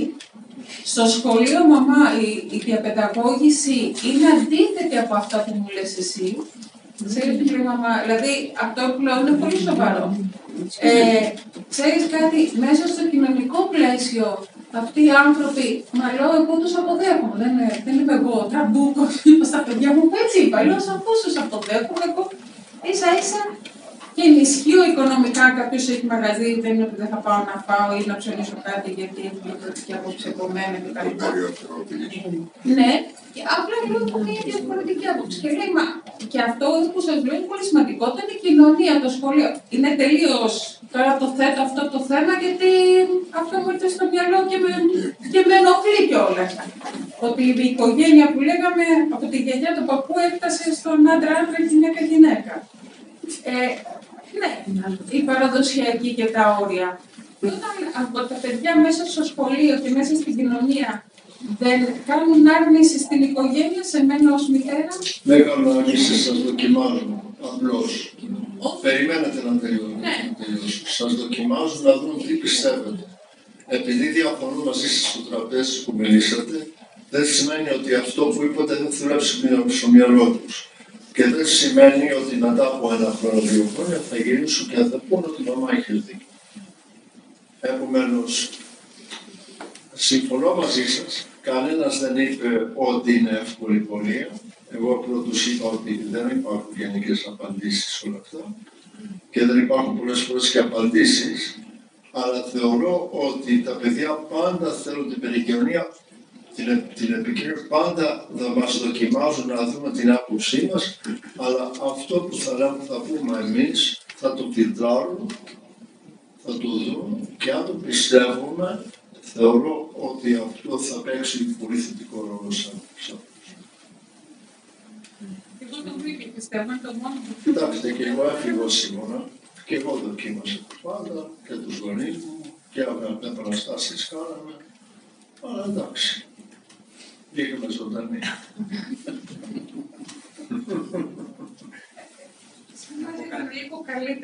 Πάνω σε αυτό θέλω να πω ότι ίσως πρέπει να ξεχωρίσουμε το ακούν τα παιδιά και το υπακούν τα παιδιά. Δηλαδή, όταν τους λέμε κάτι, μας ακούνε, μπορεί να μην μας υπακούνε, να μην εστερνίζονται αμέσως, αλλά ακούνε και περνάει μέσα τους. Και θέλω να το πω και αυτό για το πατέρας μου ήταν έτσι. Δηλαδή, μας μιλούσε. Δεν έκανε διάλογο, αλλά μας μιλούσε. Μας μιλούσε. Αυτά τα πράγματα πέρασαν μέσα και όταν μεγαλώσαμε βγήκαν. Είμαστε τρία αδέρφια. Και αυτό θέλω να πω, να ξεχωρίσουμε το υπακούν. Δεν θα υπακούσουν εκείνη τη στιγμή, δηλαδή δεν θα συμφωνήσουν μαζί μας αυτόματα, αλλά θα ακούσουν αυτό που είπαμε. Και αργότερα ίσως υπακούσουν. Εγώ πιστεύω ότι δεν είναι μόνο ότι λέμε, τι κάνουμε.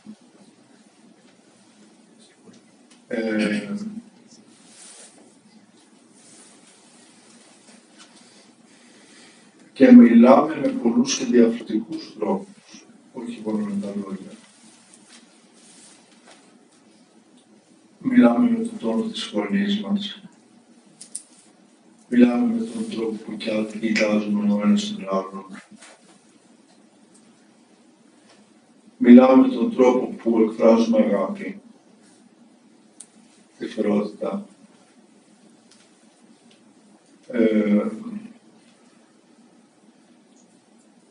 Με όλους αυτούς τους τρόπους.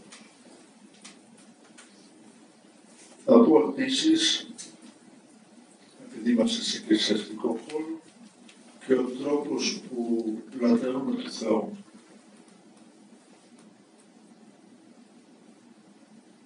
Δηλαδή,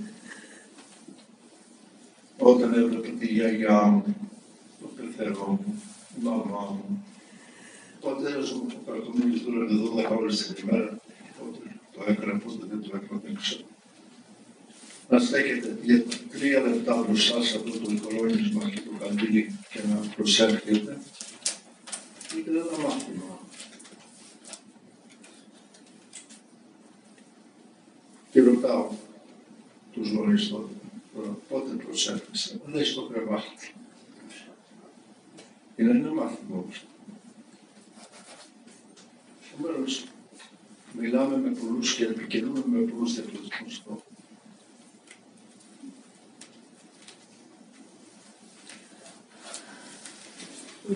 Ναι.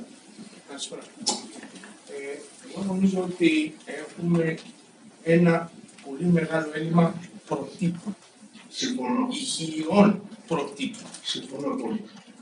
Όταν τα μέσα κοινωνικής δικτύωσης, το TikTok, μπορεί να μην το ξέρει, το Instagram, το ίντερνετ, που έχουν πρόσβαση περισσότεροι. Έστω και ο γιος μου μικρός, είναι 10 χρονών.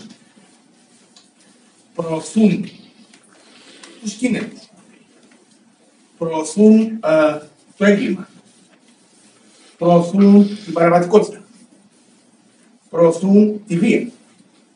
Τι πρότυπα παίρνουν αυτά τα παιδιά. Πας μακριά όμως, για τους γονείς τι πρότυπο, δηλαδή τώρα μιλάμε για γονείς 35, 40 χρονών, 50 χρονών, τι πρότυπο είναι αυτό για το παιδί. Όταν δεν τρώνε μαζί. Ο τρόπος, τα πρότυπα, το πρότυπο είναι αυτό που λέμε, το πρότυπο είναι πώς εγώ κάνω αυτό που κάνω και σου δείχνω το παράδειγμα πώς εσύ πρέπει να το κάνεις. Έχουμε ένα άλλο πρόβλημα, θα σας πω. Βλέπω ένα νεαρό, μία νεαρά, η οποία έρχεται για μένα και δεν βρίσκει κάποιον να παντρευτεί. Και λέω, τι πρότυπο γάμο έχεις στο μυαλό σου. Πώς έχεις σκεφτεί το γάμο σου, τη σχέση σου. Καθένα ξεκινάει με κάτι φαντάζομαι στο μυαλό του πώς θα ήθελε. και με κοιτάς. Σαν η πρώτη φορά που είχα σκεφτεί. Εγώ ήξερα πριν παντρευτώ 22 χρονών, την πρώτη που είχα. Τότε όταν ήσουν μια κοπέρα 25 χρονών, ήσουν για το ράφι. Δεν θα σας πω ποτέ. Από εκτός από την οικογένεια, το πρότυπο της μάνας και του πατέρα. Πάλι λέω ότι υπήρχε η κυρία Παπένα, υπήρχε ο κύριος Τάδε, υπήρχε το πρότυπο της κοινωνίας. Υπήρχε όλο αυτό δεν υπάρχει.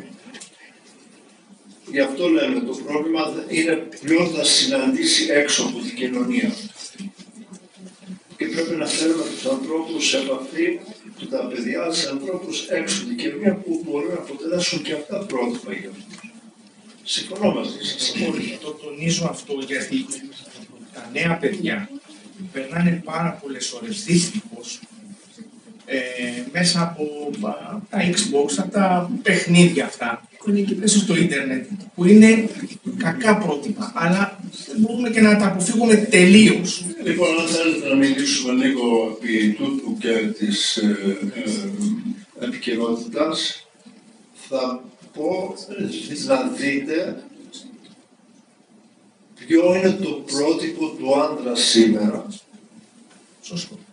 Και ποιο ήταν το πρότυπο του άντρα πριν από 50 χρόνια. Η μέρα με την Το πρότυπο σήμερα είναι το που λέω εγώ, μου συγχωρείτε να ξέρετε λίγα αγγλικά, macho man. Έτσι. Που αν δεν είσαι αυτό, τότε είσαι κάτι άλλο. Και τι είναι το άλλο. Και άμα 14 χρονών και είμαι ένα παιδάκι, όπως ήμουν εγώ, και βλέπεις το πρότυπο να είναι αυτό, τότε το άλλο τι είναι. Αρχίζω και έχω μια αμφιβολία για τον εαυτό μου. Το πρότυπο είναι ξεχωριστό. Αλλά πάλι λέω ότι εδώ είναι που έρχομαι πάλι και λέω πρέπει να τονίσουμε τα καλά χαρίσματα του υπόλοιπου παιδί, να τα αναγνωρίσουμε, να τα ενθαρρύνουμε και με αυτόν τον τρόπο να του δείξουμε ότι έχει κάτι μέσα του που μπορεί να καλλιεργήσει, το οποίο είναι διαφορετικό από αυτό που βλέπει έξω. Πολύ σημαντική. Αλλά εσείς οι παππούδες και οι γάδες, εμείς οι παππούδες και οι γάδες, είμαστε πρότυπα. Και άμα να είμαστε σωστά πρότυπα, να δώσουμε τη στοργή, την αγάπη, τη θεμήλωση, να μιλήσουμε για το παρελθόν μας, να μιλήσουμε πώς υπήρξε η ζωή, να τους δώσουμε μια ιστορική αναφορά, γιατί το πρότυπο έχει μια ιστορική αναφορά, όπως έχει μια ιστορία, τότε θα αποκτήσει πρότυπο. Και το παιδί θέλει να ακούσει. Εμείς δεν το λέμε. Αυτό το έχω διαπιστώσει. Θέλει να ακούσει το παιδί, απλώς εμείς πρέπει να έρθουμε πιο κοντά στο παιδί και να ανοιχτούμε κι εμείς. Και να δούμε και να του πούμε. Μην περιμένουμε το παιδί να μας ερωτήσει. Να τους το πούμε. Κάνουμε εμείς την ερώτηση, δηλαδή, για να μας απαντήσει εκεί. Ευχαριστώ. Το εγγονή μου λέει, τι σκανδαλιές έκανες στο σχολείο.